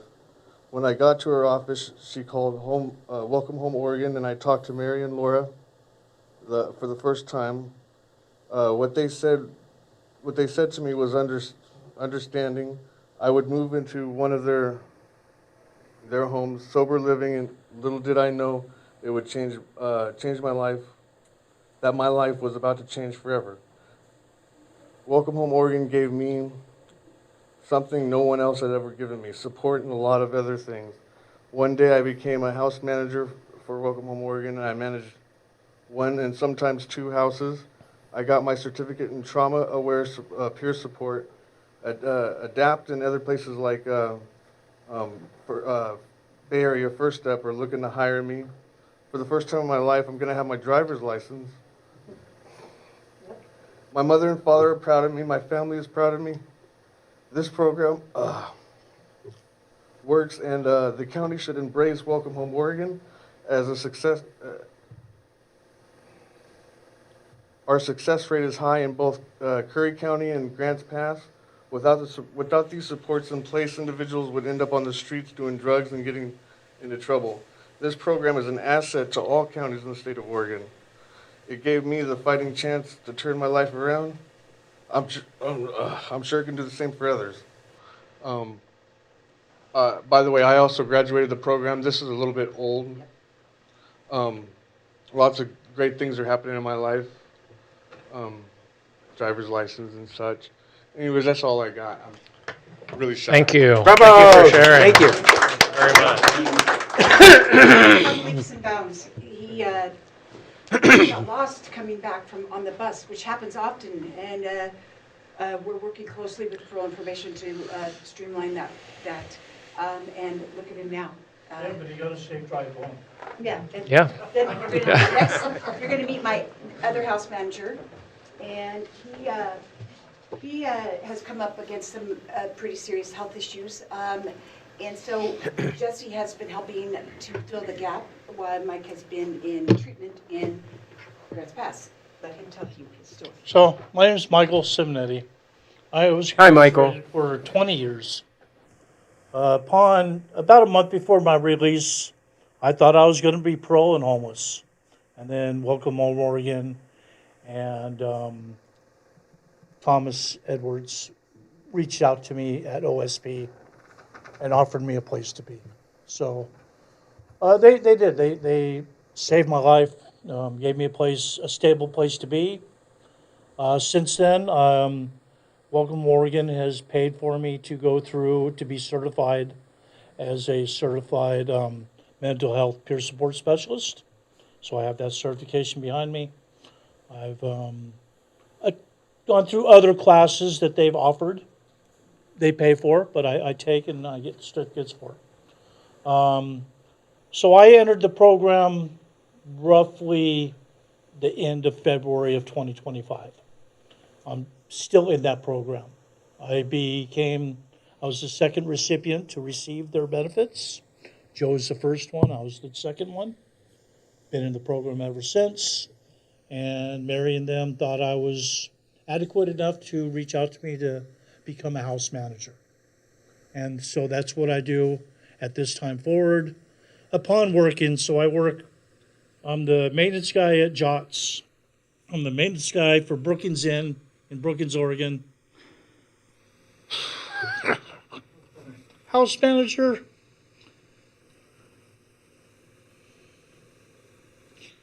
And I've been battling rectal cancer. Thank you very much. Every day I appreciate my life towards Welcome Oregon. So You are a blessing on thank 2 you feet. for sharing your story with us. Yep. Thank you. So before I end with our female, I would like to say that these two gentlemen they hold a valuable, important position because they are in the home. Our homes are under video surveillance at all times, but they are talking to our residents. How are you doing? Are you struggling today? What's going on? How's the job hunting going? Is there anything that we could support you with? You need some socks? We got some socks for you. You need some laundry quarters? We got laundry quarters. We get the laundry quarters out once a week. They both hold the lived experience that every one of our participants have, and the struggles. Both of them have had the same struggles. So I'd like to conclude with our female, Darlene. Okay, Darlene did 21 years in prison, and she didn't know what she was going to do when she got out. And so here she is to tell you a little bit of her success.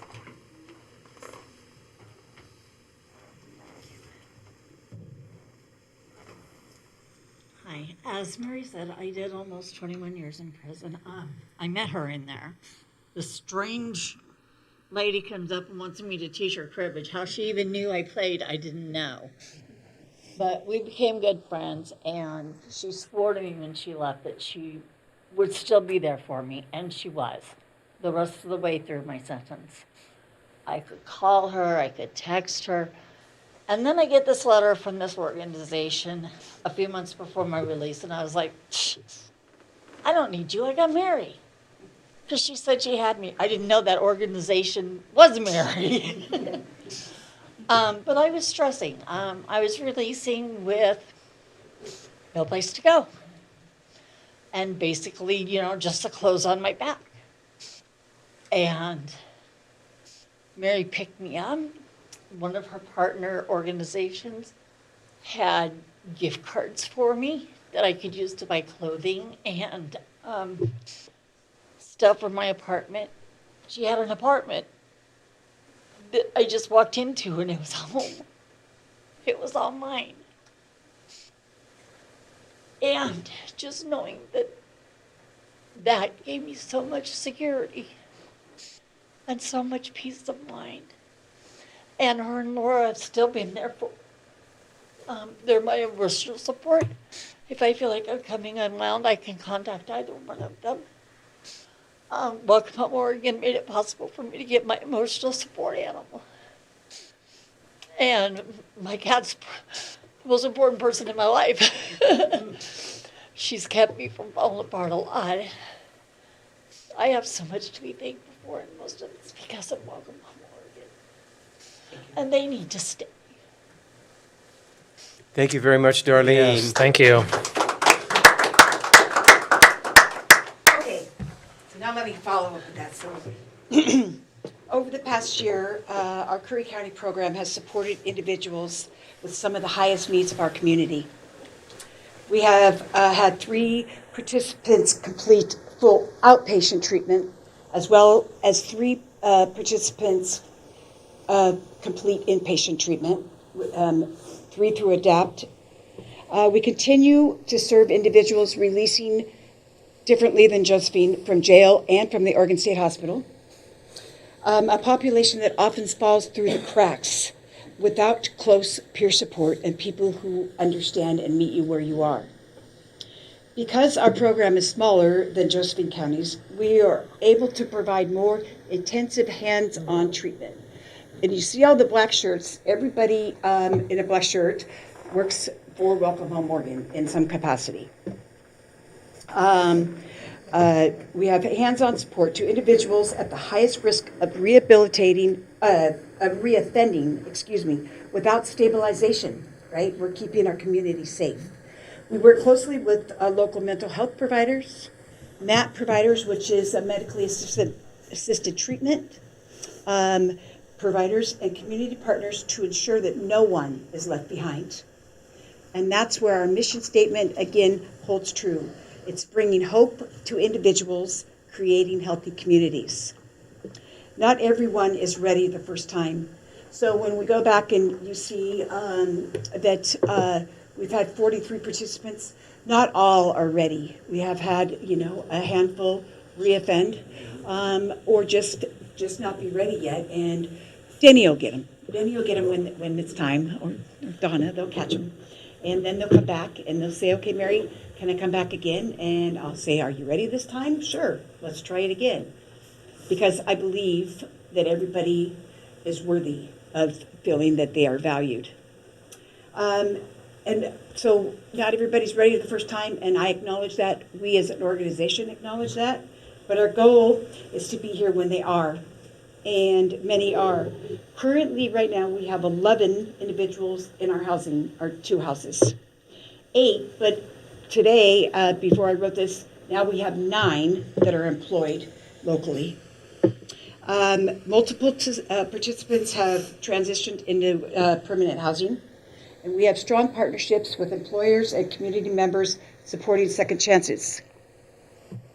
These are meaningful outcomes for our rural community, I believe, of our size especially. We provide life skills and financial stability. So what Jerry was speaking about, once one of our participants, and you'll see in the handbook, release, they have a little bit of time to reacclimate back into the community and what that feels like, to be free, not have to get up for chow, etc., make your own food, buy your own food. That's a lot when you're going to a grocery store after 20 years, even after 2 years. That can be a little overwhelming. think about Walmart. I mean, even the K's can be overwhelming, right? They begin to pay a house fee. A life skills practice that teaches budgeting, responsibility, and preparation for independent living. When they graduate, under the current grant, we are able to give them those funds back. Okay, they pay their rent like they're supposed to, and then it goes into their own little account. And then when they graduate, it can be up to $2,500 we've given back to participants that then they can use to buy a house. I mean, to buy a car, pay their first and last month's rent to be able to get into civil housing. Giving them a real foundation for long-term goals, right? But with that, I'd like to make a proposal for a Curry County Work Crew program. This is a very successful program in Josephine County. And how it helps our housing program in Josephine County is it is a way for folks to pay their housing fees. If we are able to continue the program into the next year, we propose implementing Curry County Work Crew program. And it will be modeled after the successful program in Josephine County. I have spoken to several organizations, a couple of them are here in the room tonight, where our participants currently complete some of their 10 hours of restorative justice, and all expressed a willingness to provide work opportunities and oversight, which is huge.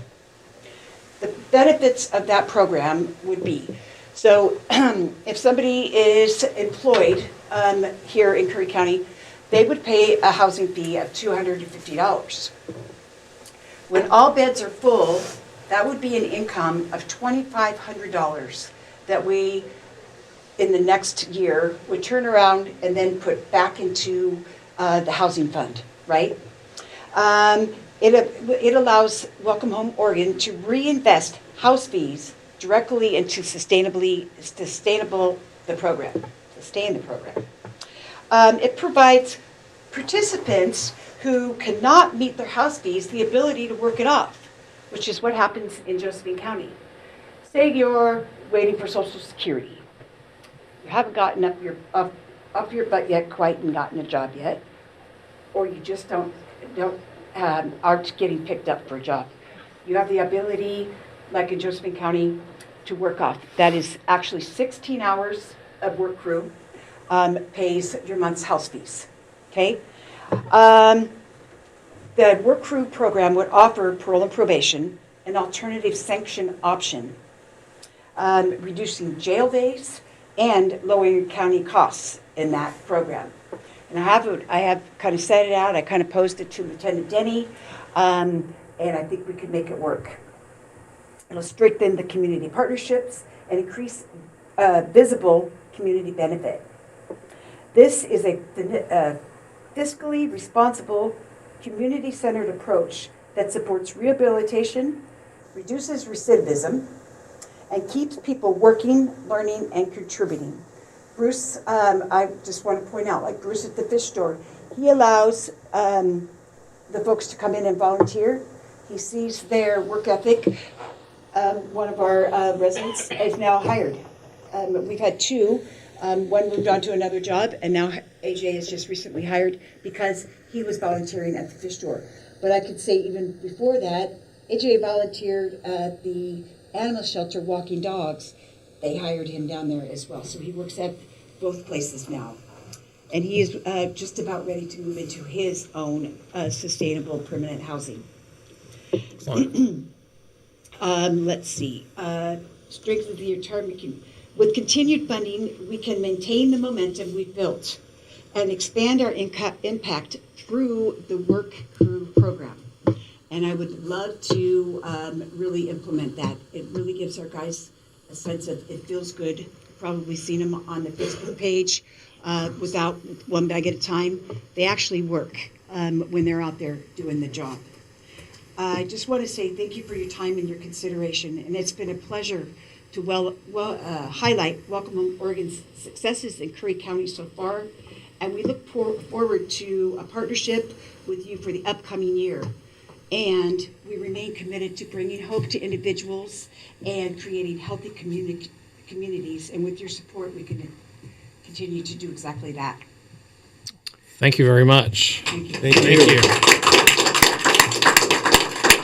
This would be a wonderful item to have Mary and her team come to our next workshop in regards to a lot of this topic that we've been discussing, and partnerships with several other community members that are, we're trying to get rallied around to address a lot of, issues around the county and help folks get back on their feet and reduce the recidivism and the perpetual cycle of we don't know what to do, where to go, who's going to help, And so hearing this, I needed to hear this. I needed to hear this because being able to have that resource come to Curry County, I think, is very important. And knowing that you have such strong community members behind you as well, and having Lieutenant Denny here and Deputy Dawson, thank you for coming here and Thank you very being a part of this as well. That says a lot to this program also. Yeah. So thank you very much for. One thing I didn't say, Lieutenant Crone, when I met with the Lieutenant Denny, Lieutenant Crone said, we hear this all the time. People come to Curry County all gung-ho. What makes you different?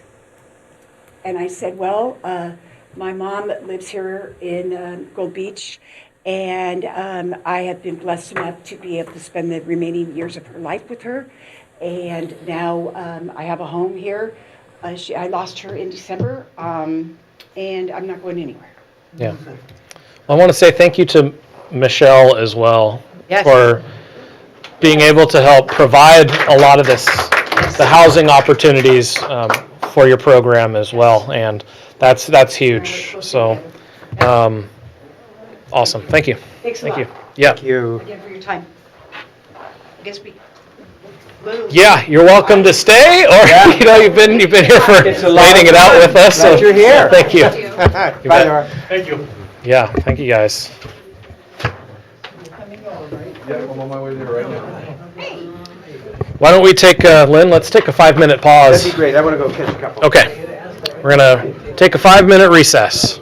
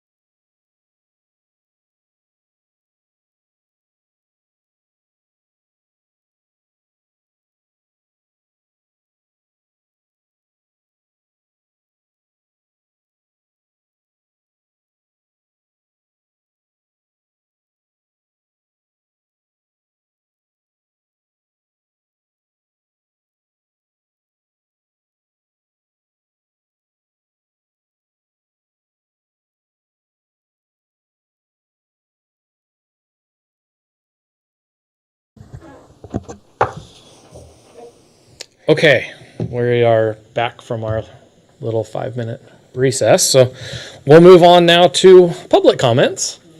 And I have Eleanor.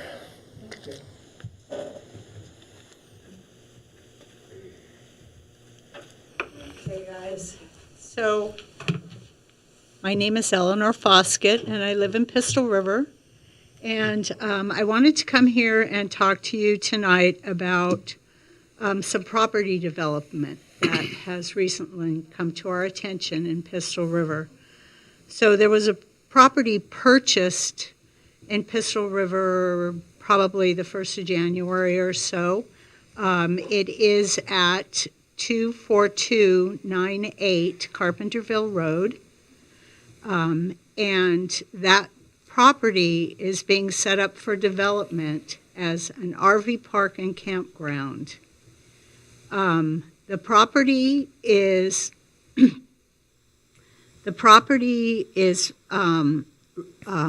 zoned RR5, which is rural residential 5 acres.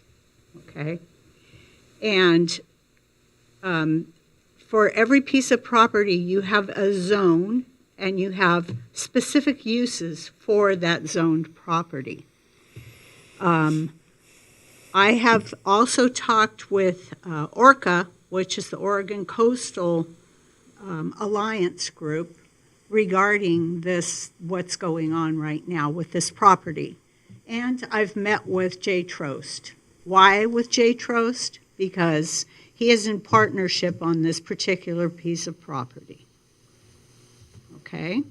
So when I asked him about the fact that it was a RR zoning, rural residential zoning, he said, well, it is, but there are other things about it that make us able to bring in our RV park and campground. And what he mentioned was basically that it had the possibility of being okayed to build an RV park on there as long as I'm sorry, I'm a little bit nervous and I'm tired from sitting in that chair back there. But basically because farm, forest, and grazing was also a common use on that property, and that in itself led to the belief that that property could be used as an RV park. So I've done a lot of research on it, and what's happening is there's some confusion about zoning and use. The farm, forestry, and grazing. That usage, that's a use. The farm, forest, and grazing is a use. It is not a zoning, okay? The zoning is RR5. RR5, if you look at both the absolute okay to-dos versus these could possibly be, nowhere in RR5 does it show up as being okay to have an RV park and campground on RR5 property. So in reality, if this were to move forward, this would require rezoning. The other thing that I'm really concerned about is the impact that it's going to have on our community. This is a residential area that we are trying, that this is targeted for. And there was no communication ahead of time. We stumbled into this by accident. When I asked, has paperwork been put in? Are we going to be notified of this? I was told, no, we have a different policy that we use. We go through an administrative acceptance. And I said, well, what does that mean? Does it mean there's no public discussion about it? And basically that's what I'm hearing from people. From people in your planning department downstairs, the bit I got out of Jay Trost, this is not right, and And this project is not right for our community. It just isn't. I did ask him if he would be willing to come to a residence meeting at Pistol River Hall, and he did say he would do that if I could schedule it around his schedule. Okay. But basically, this is not something our community wants. So. All right. Well, thank you. Thank you very much. Next, Dan Pruitt. Well, no, you pretty much said it all for me. Okay. Just get probably a little heated about something, so you don't need to do that. Okay. We'll move to William Dunham.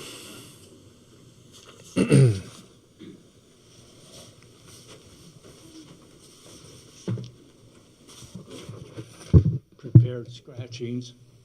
My name is William Dunham, and I live in Pistol River. I'm here as a concerned citizen for information concerning about the proposed development in Pistol River. I'd like to ask 3 questions to Commissioner Coker, if I may. Do you care about what the Pistol River community thinks of this proposed development? 1. Would you be willing to have a public meeting at the Friendship Hall to explain the proposed development so the public could get input about what is going to take place? And if the majority of the community is against this, are you going to continue anyway?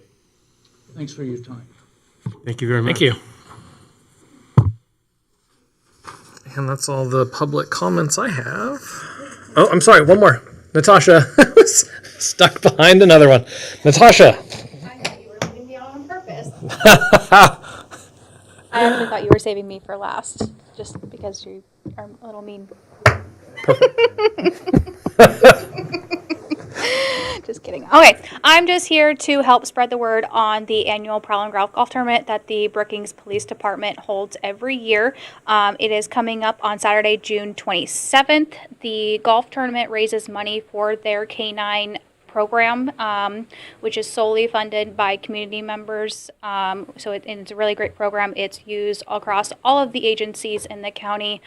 And it means a lot to our community, and I just like to help spread awareness where I can with it. There's a couple different ways that you can support. You can donate raffle items, provide financial sponsorship and support that way, or you can sign up to play in the tournament themselves and just have a little fun and come out and have some food and do the raffles and things like that. For more information, you can contact Officer Smith in Brookings Police Department. Thank you very much, Awesome. Natasha. Thank you. Glad you mentioned it. Okay, now we're done with public comments. Yeah, my apologies to Natasha again. I got stuck and I knew she was in here, but yeah, we'll move on to item number 5, Commissioner, which is a public hearing for 2 properties wanting annexation from their fire protection districts. I have a script regarding this that I need to follow, so I believe it was emailed to you as well, and so I will follow the script and we will go from there. Right, I'm just pulling up the script. Thank you. This is a public hearing before the Board of Commissioners conducted pursuant to ORS 198.857, annexation without election by petition of landowner. Do I have a motion to open the hearing? I do make the motion to open this public hearing.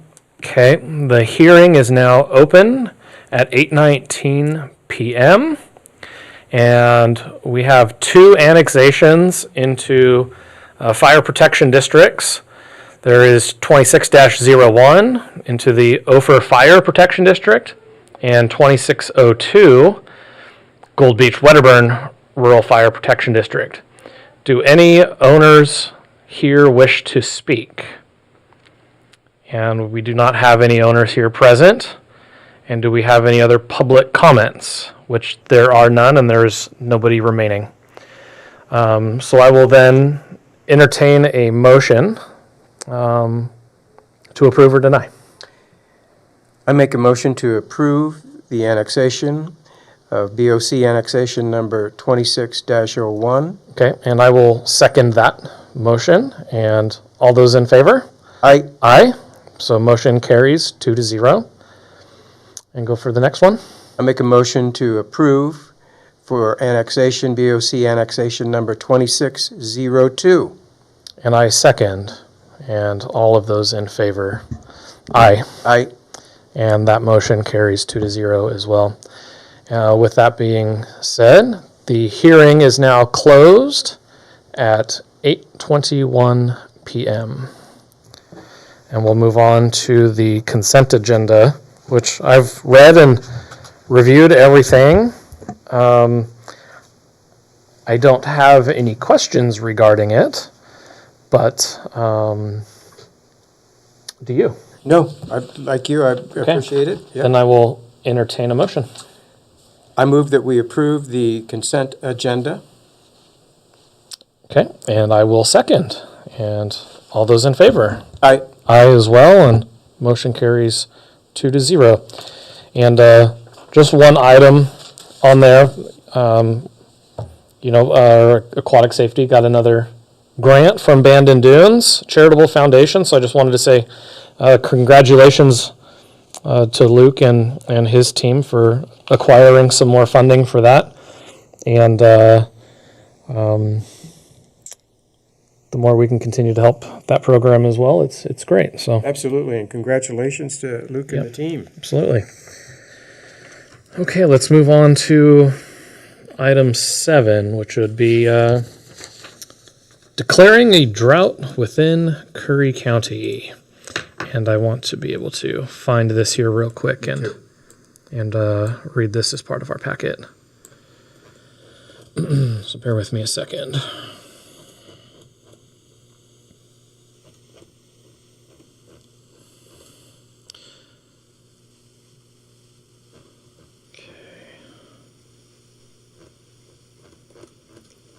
We're almost there.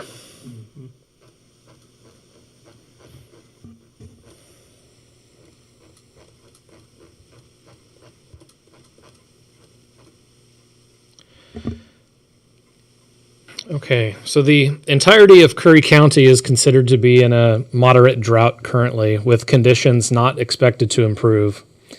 The current long-term forecast calls for above average temperatures and below average precipitation through the summer and fall seasons. And already stream flows throughout our rivers and creeks, they're low, and available predictions do not demonstrate the potential for recovery for those for the remainder of our summer and fall seasons. The declaration of a drought and request for the governor's office to declare Curry County to be in a drought allow for additional resources for county citizens and units of local government.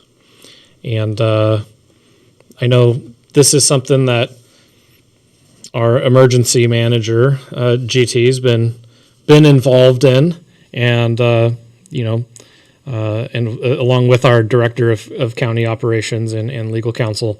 So I think it's important we declare a drought emergency for our county so that hopefully the time doesn't come for for the threat of wildfires, but this will help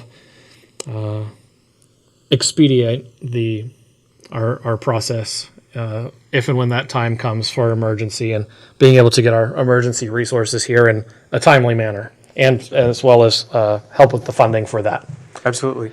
And I think it's really important that not only do we pass this particular agenda item, but it also opens up the opportunity to continue to amplify our work at the state level in order to get them to declare us also a drought emergency situation. Yep. The other thing I'd encourage us to do is to have almost like a monthly follow-up when we go through, and we kind of have like a drought assessment in June. We have a drought assessment in July and a drought assessment in August as a way to keep that front and center in people's mind's eye, especially when it comes to policies and practices that homeowners and businesses can follow in order to help us get through this really critical period. Thank you. Yep, absolutely. And I'd be willing to entertain a motion regarding this. I move that we pass the declaration of drought in Curry County. Okay, and I will second that motion. And all those in favor? Aye. Aye as well, and motion carries 2-0. And we will get that signed, and we will pass that up the food chain to the state. Thank you. Discussion items. The Curry County Fisheries and the Port of Brookings Harbor. Do you have would you like to start with this at all, Commissioner Coker? You know what, I can, but I was hoping that Ted was going to be on the call at Oh, this point. you know what? Let me call Ted in here, Yeah, let's do and let's get him.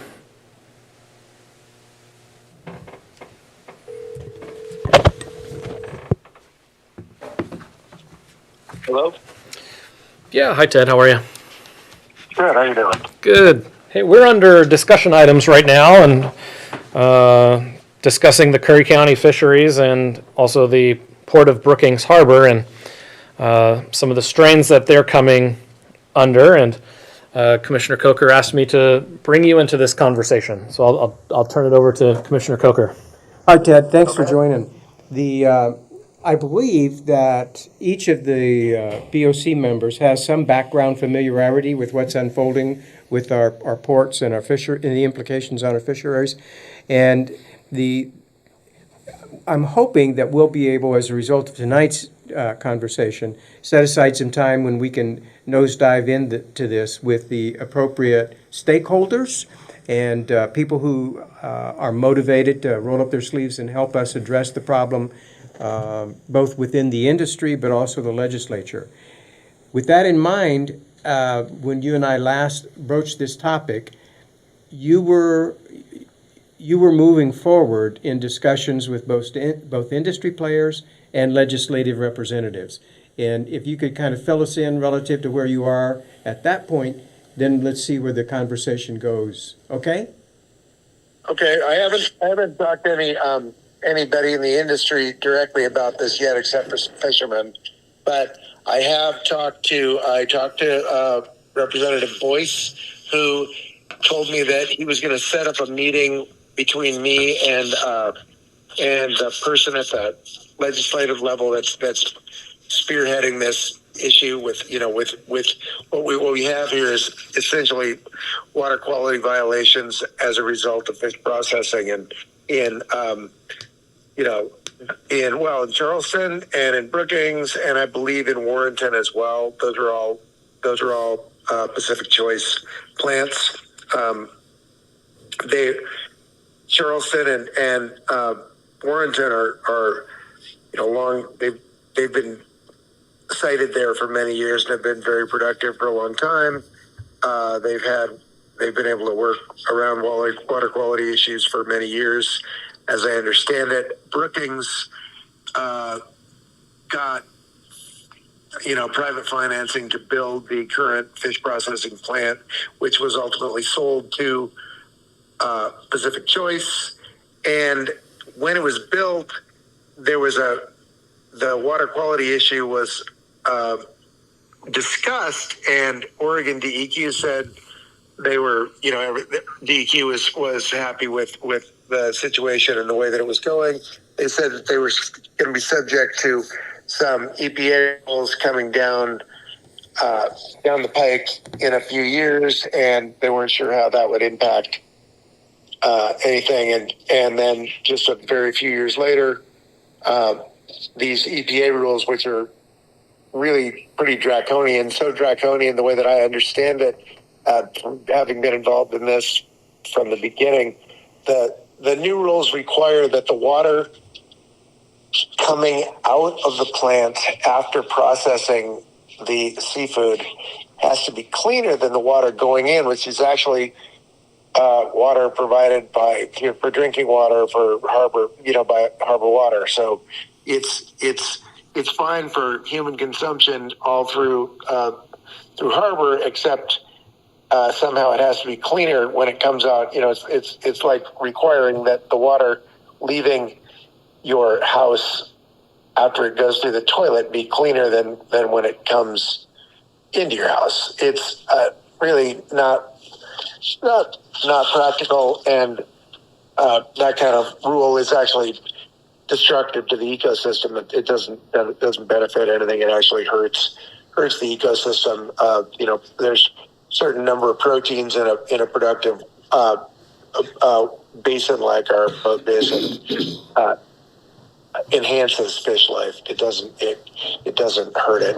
So anyway, I was gonna reach out to our lobbyists here the next day or two and talk to them about seeing what connections they have at EPA regarding these water quality rules. Because if it's affecting Oregon, it's affecting a lot of other places, and then we'd have to see how Oregon is interpreting the current EPA rules, and if they are, what science they're basing that on. But this is devastating to the seafood industry in Oregon, and it's that's a big part of the Oregon economy. No matter there are some things that are part of Oregon's economy that maybe some people don't like to admit, but fishing is a big contributor, just like timber is. These are very big parts of Oregon's economy, which is not as diverse as adjoining states like Washington and California, but we're pretty limited in the choices we have, and it seems kind of suicidal to be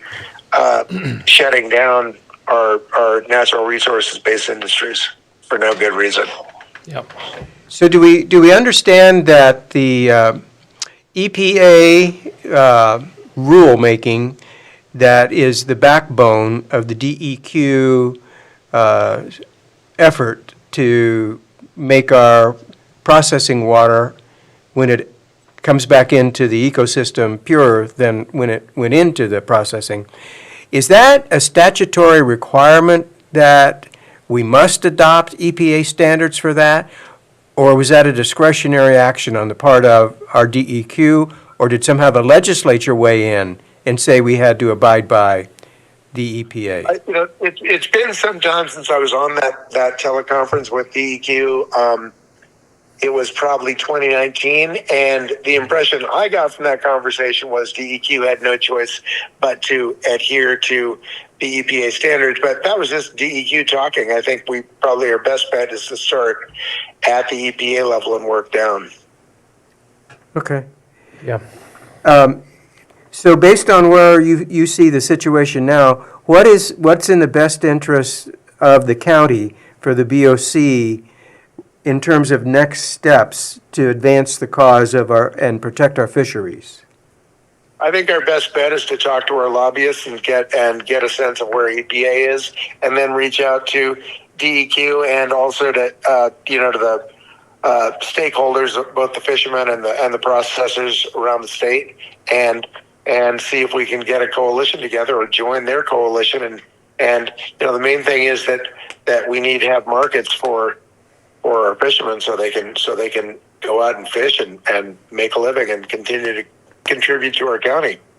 So it sounds like a protracted amount of days, weeks, maybe even months and months in order to follow that kind of thoughtful approach. In the meanwhile, is there intermediate activity that can be done from a legal perspective to stay the aggressive nature of DEQ in terms of their pressure on the port facilities and the fines that are being levied? Is litigation an opportunity, or is it something that needs to be considered? Yeah, I don't have an answer to that right now. I think I'll know more when I talk to Court Boyce next and the person he's going to hook me up with. And of course, tonight we're at the first stages of a governor's race. It's possible that we might get a governor that's interested in preserving Oregon's economy. That would be a big change. Yeah, that would. That's a great insight. Yep. Yeah, I mean, the only thing I could chime in is we support our fishing industry and economy and our fishermen, and we'll continue to do so any way that we can through this continued effort. So. I would just like to point out I do have a little bit of background in this, and And, up around Newport's a great example they got really expansive fishing grounds. What we have off of Brookings is not quite as big. It's productive, but not as huge. But what's nice about Brookings is it's a great unloading point for fishermen out of California too. And that's one of the big selling points for having a processing plant in Brookings. And there's a lot of shrimp fishery, crab fishery, all kinds of stuff down there that can be brought in and processed in Brookings if the conditions are right. And so I do think that preserving what we have in Brookings is not only good for Brookings, but it's also good for the whole industry. Yeah, I mean, you never know when you're going to get caught in a storm and need to seek refuge, and you have your catch that you need to be able to offload in a timely manner. And, that's all things to be taken into consideration also. So it's a good point. Yep.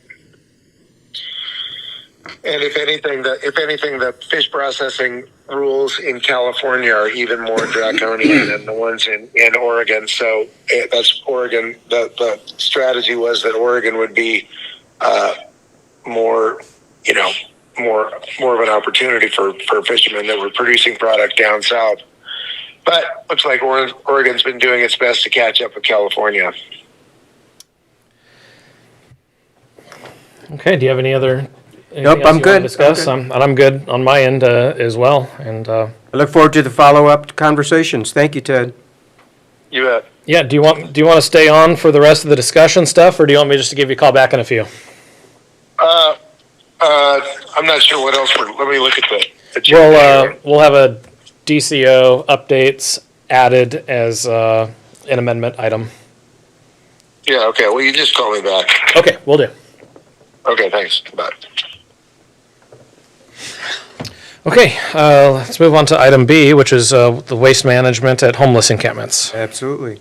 Can I jump right in? Go right ahead, please. All right, so this discussion item springs from back in January when we held the town hall in Harbor, and out of that grew an effort on the part of intergovernmental organizations like the BOC, like the cities, like various departments within the incorporated areas as well as the unincorporated areas, along with the Curry Transfer and Recycling organizations. The effort has been to measurably reduce the pollution and health hazard associated with homeless camp waste. And what we've discovered in that process is that there is state regulations that have been set in place that created an imbalance in the challenge associated with managing and processing homeless camp waste. And the imbalance looks like this. The legislation pretends like everybody is like Eugene and Portland, and therefore the legislation mandates steps for collecting, storing, removing, processing, and finally eliminating homeless camp waste and disposed items in the same way that the rural areas are supposed to do it. So that means that the legislation presumes we have the resources within Curry County to actually have trucks and equipment that are suitable for handling toxic waste material. And it presumes that we have the resources to actually go through the many months required of disposing of waste items, whether it's drug infested, whether it's bacteria infested, or whether it is RVs, or whether it's somebody's old tent. All of that fits under these regulations. So the legislation presumes we've got basically the same capability in a rural county like Curry County as does Eugene and Portland. And on top of that, the state legislature went ahead and allocated $20 million to Portland area to handle the financial challenges associated with stepping up to perform under the guidance of the legislative directions. So we got a problem. We're asked to do the same job as is Portland and Eugene without the funding, and we rely primarily on stakeholders here in Curry County for support. For instance, it would be ODOT, because ODOT has this major right-of-way through South Coast Oregon, and it's there that we find so much of the challenges associated with homeless camps and homeless waste. There was a time when ODOT could be counted upon to be able to step up to some of that work, but with the cram down on their budget for these last 2 years, they do not have the money to do it either. So the ODOT didn't have enough to carry the full load for Curry County, but at least they were better able to handle what appeared along the corridor where their easements run, but not anymore. So with the cram down on ODOT's funding for 2025, 26, 26, 27 is going to be roughly the same, it appears. We are in a no-win position.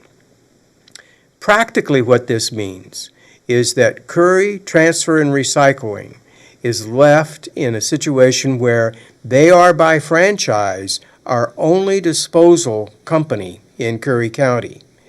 Now, they're good at what their charter asks them to do, but they're not set up to handle toxic stuff, as is considered homeless waste product. So they have to hire out to vendors in order to handle much of this material, whether it's an RV or whether it's a tent or whatever is the contaminated element. They have to figure out a way to have it properly handled. So you might say, why doesn't Curry Transfer and Recycling just get rid of it? Because there are DEQ and health regulations mandated by the state that prohibit us from taking the initiative to get creative about how you handle this toxic waste.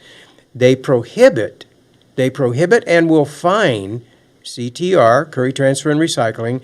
They will prohibit and fine the vendors. They will prohibit and fine sheriff's organizations or law enforcement that handle this waste in an improper way. So the picture I'm painting is grim in that there are multiple layers of disadvantage that the legislature and the DEQ have placed on rural counties in regards to homeless waste handling, yet it is a major problem.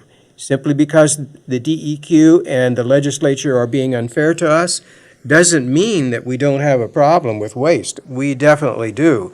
What it means is that we're not getting support from the legislature and the DEQ, as are urban areas who are outfitted financially much better in order to handle what the regulated aspects associated with toxic waste removal. So my goal is, as a result of this overview, is to ask that the BOC pull together the stakeholders from Curry County, from our state legislative delegation, from the DEQ, from vendors that support CTR in the work that is being done, and we do a workshop with the intention of trying to create a roadmap for how to work with the legislature and DEQ to get some assistance. And what we would be doing would be creating a pathway for not just this rural county, but we would be able to unite with other rural counties in bringing that proposal of how best to create balance between the urban areas and rural areas in terms of state support. We could take that to other counties and marshal the kind of critical mass necessary to be persuasive in our arm wrestling contest for support from Salem. That was, great rundown. Okay. Great summarization. I mean, you hit all the marks, and Shoot, I don't have anything to add to that that you didn't already touch on, other than just the progress that we've been able to get from these workshop meetings that we've had since the initial town hall. They've all been fruitful. We've all had homework. All the agencies that have shown up and participated are very active in helping continue to push the ball forward. And CTR has been a great partner with us in helping try to come to a resolution in creating this roadmap. So I commend them very much, as well as all of the others that are helping try to bring this to a conclusion. So let's have answers, let's have a roadmap, and something that we could be able to stick to as a county moving forward, and to be leaders for other counties to be able to follow as well that are also struggling with this issue. So we will add this and convene with this, and hopefully our next workshop meeting within the next month or so. Okay, that'd be great. Would be a great goal, I think, to have. Yeah, it would. One of the things that adds a little bit of intensity to the getting an answer, or getting the answer in the process of being created, is the fact that CTR is dealing with this every day, and there is no funding for the effort that they have underway. So you can imagine that's a business, though it's a private business, though it's franchised by the county. They have to be able to make money out of their operations. And right now, their partnership with us in regards to toxic waste from the disposition of toxic waste from the homeless camps, that they get absolutely nothing in return for that. That's right. Nobody pays them for their people. Nobody pays them extra for the kinds of equipment that the vendors. They're just doing it to be good community partners. Amazing, I know. Amazing. And I think the stewardship role that the county must have in relationship to our franchisee, CTR, is that we need to be fair about this. We need to move promptly in order to bolster the financial underwriting for the disposal of this toxic material. We can't count on somebody doing this for free. Correct. For a long, long time. It's not sustainable. No, not at all. It's not sustainable, and so let's add that to our future workshop. Cool. And we can continue addressing this. Thank you. Yeah, great discussion. Thank you. Let's go on to discussion item C, which was, again, we amended.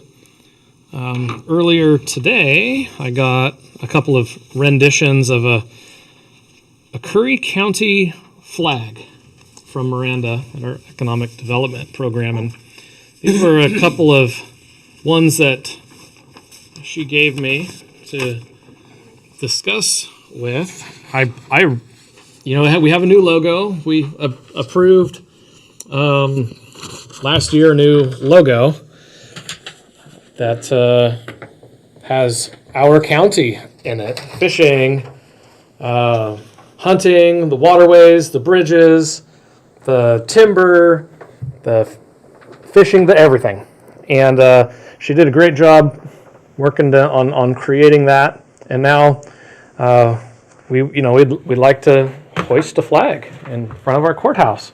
But not only that, but our first presenter today, almost 3 hours ago now, Sean, the executive director at the airport, everybody else has a flag that they're hanging proudly within the Crescent City Airport, except for Curry County. Oh my goodness! Because we never had one.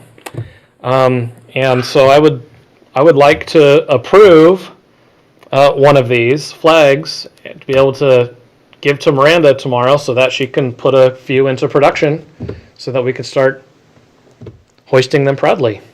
And my vote immediately went towards this blue one. I think it looks really sharp. And I think with your consensus as well, I would like to be able to give her the thumbs up. I do concur with your choice. I think the flag is dramatic and very, very jazzy. Thank you, Miranda, for such a good job. Yeah, it's very representative of everything Curry County. And it's exciting. And it's, let's helps with the new image. Yeah. So let's make a motion to approve this flag, and I will entertain a motion from you.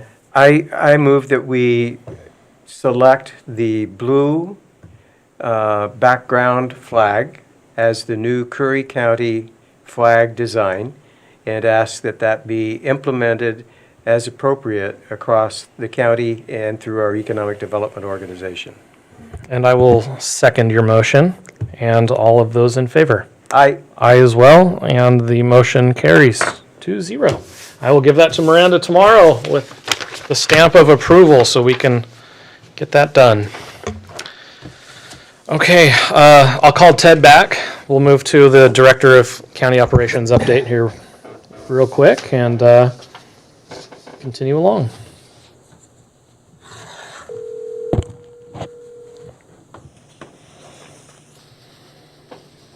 Hello? Hi, Ted. We're on to the Director of County Operations report. Do you have something for us this afternoon? Well, it's not afternoon, Patrick. Tonight? I do. Okay, let's see. Director of Operations report, May 19th, 2026. With regard to the earlier HR presentation, you've seen something we've been working on for quite some time, improving our HR situation, modernizing personnel rules, updating job descriptions, and general knowledge of our employees and their needs and obligations should be the highest priority for this organization, in my opinion. In a related event, we've created a new agenda form after eliciting feedback from interested departments. This form should make the process of getting an item on a board meeting agenda easier and also increase transparency so that both employees and the public can track where the money comes from to fund each unique item brought before the BOC. The new form incorporates the updated county logo, which is on your packets tonight. Budget worksheets have gone out to the departments this afternoon. The planning department is going to meet with the city of Gold Beach regarding a potential urban growth boundary amendment. This is a good opportunity to involve our planning commission to clear up some items that affect both the city and the county. As part of this process, we'll be implementing Zoom links for planning commission meetings beginning with this next fiscal year to increase the potential for citizen involvement in the planning process.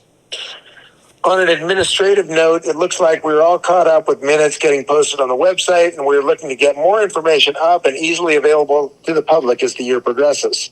Separately, I'm wondering if the commissioners want to consider allowing public participation via Zoom during Board of Commissioners meetings and workshops. If so, we can look into how that might work. Finally, I want to let the public know that Natasha Tippis is working full-time as the Curry County Fair manager and has everything on track to deliver a great event this year. Natasha was the person that brought us our recent bull riding event, and I am very pleased with how she handled that. She's also doing a great job with a lot of the project management over there too, and facilitating a lot of the capital improvements and upgrades that are much needed at the fairgrounds. So, yeah, very excited. Really making a difference. She is. Yeah, really great. Yep. All right. Well, that's all I've got. Okay. Thank you, Ted. Yep. Thank you, Ted. All right. Thank you. Enjoy the rest of your night. All right, bye. Bye. Okay. Commissioner updates. Commissioner Coker. I'll pass. Okay. I have just a couple quick updates. One would be I received from our Economic Development Director, Miranda, that there's a couple of meetings that these are two very important meetings, in my opinion, and it's in regard to the constant offshore windmill fight. Mm-hmm. And it's the Oregon South Coast Community Perspectives on Offshore Wind and Community Benefit Agreements.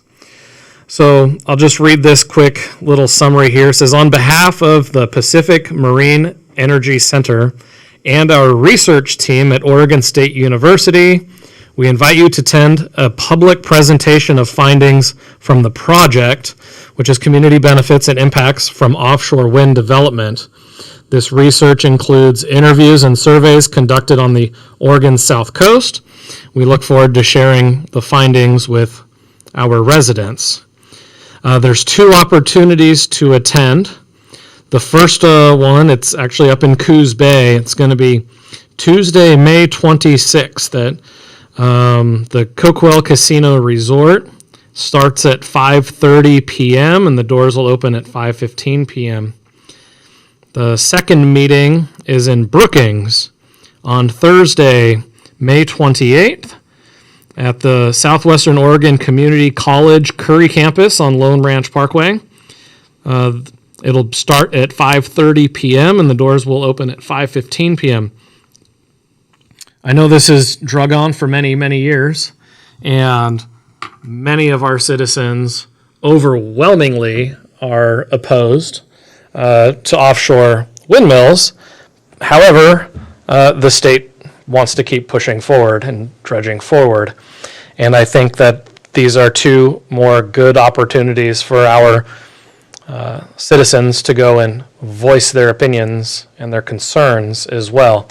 But anyway, so we can post this as well on through our website, and I'd like to post this out through our social media channel as well so that people can be reminded of this ongoing battle that we continue to fight on their behalf, and we could still continue to need their voice and their input in order to continue to slow this train.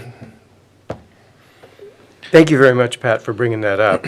I would underscore the importance of the event from the perspective that Oregon State University, as near and dear as it is to each of us, their efforts in support of the development of offshore wind turbines in South Coast waters has been an extraordinary benefit to the global developers. I'll give you an example of one of the ways that OSU has, in the past, cast their storyline regarding community benefits. What they're quick to point out is that if the developer can be allowed to develop in our offshore waters, the developer will give money to a local youth group. They'll give money for the development of a park. They'll give money maybe to a charitable organization or even a medical center. That's great news, but it's not the whole story.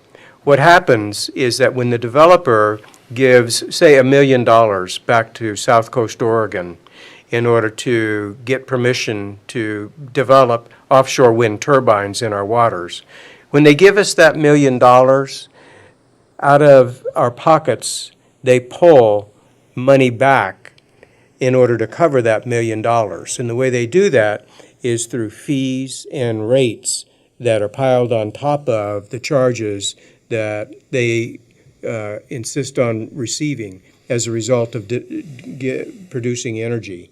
So my message is that OSU wants you to believe there is a free lunch, and what I'm here to tell you is there is no free lunch when we're working with global developers who are attempting to build these offshore turbine monsters in our waters. Thank you. Yeah, and thank you. And we're available still to anybody who wants to come and talk to us regarding this. We're still very much on top of the issue and on top of the fight. And please voice up your concerns and continue to do so. Okay, one last item I have, a little bit frustrating, but just another little slowdown. I was hoping that today we were going to be having a signed contract. Our first signed contract, our first intergovernmental agreement contract with the Oregon Department of Forestry and the U.S. Forest Service. And we'd finally come to an agreement, our first agreement, our first project, which was going to be doing a lot of road maintenance and repair on the Forest Service roads to not only improve public access, but also for road infrastructure as well to help crews fight wildfire. We've got quite the drought happening. No snowpack, very minimal rain this year, and everyone's on edge about a potential intense fire season for our county. And being able to get in to do a lot of repair work on these roads was something we were very much looking forward to. A lot of other stakeholders and agencies were very much interested in this project as well. And it got put on hold last minute. The USDA, the U.S. Department of Agriculture, who oversees the Forest Service, decided to, within the past couple of weeks, do all of their update and modernize all of their general terms and conditions for their Good Neighbor Authority agreements, grant programs, and how they fund states for a lot of this work that they help the federal government out with, as well as local governments.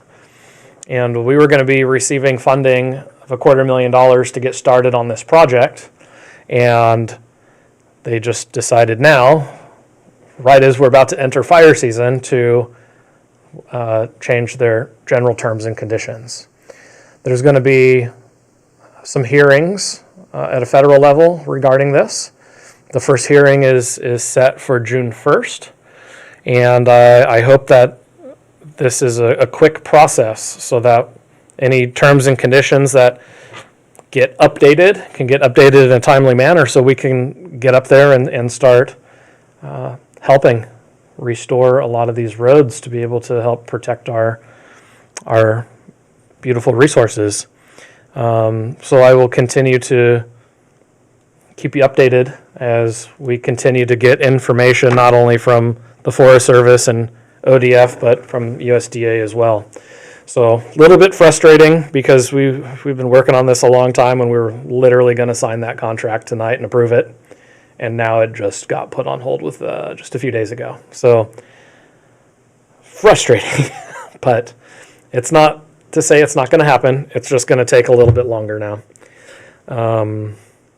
Those are the only two items I have. And again, I just want to reiterate what Natasha brought up earlier, which was the prowl and growl, which will be here, helping support the canine units for the Brookings Police Department. And it'll be Saturday, June 27th at 10 a.m. at the Salmon Run Golf Course. And again, please go and support the program and the officers there. And that's all I have. And with nothing else on our agenda for this evening, I will adjourn this meeting at 9:04 p.m. Thank you very much, and thank you guys for sticking it out with us, and have a good night. Thank you. Thank you, Pat.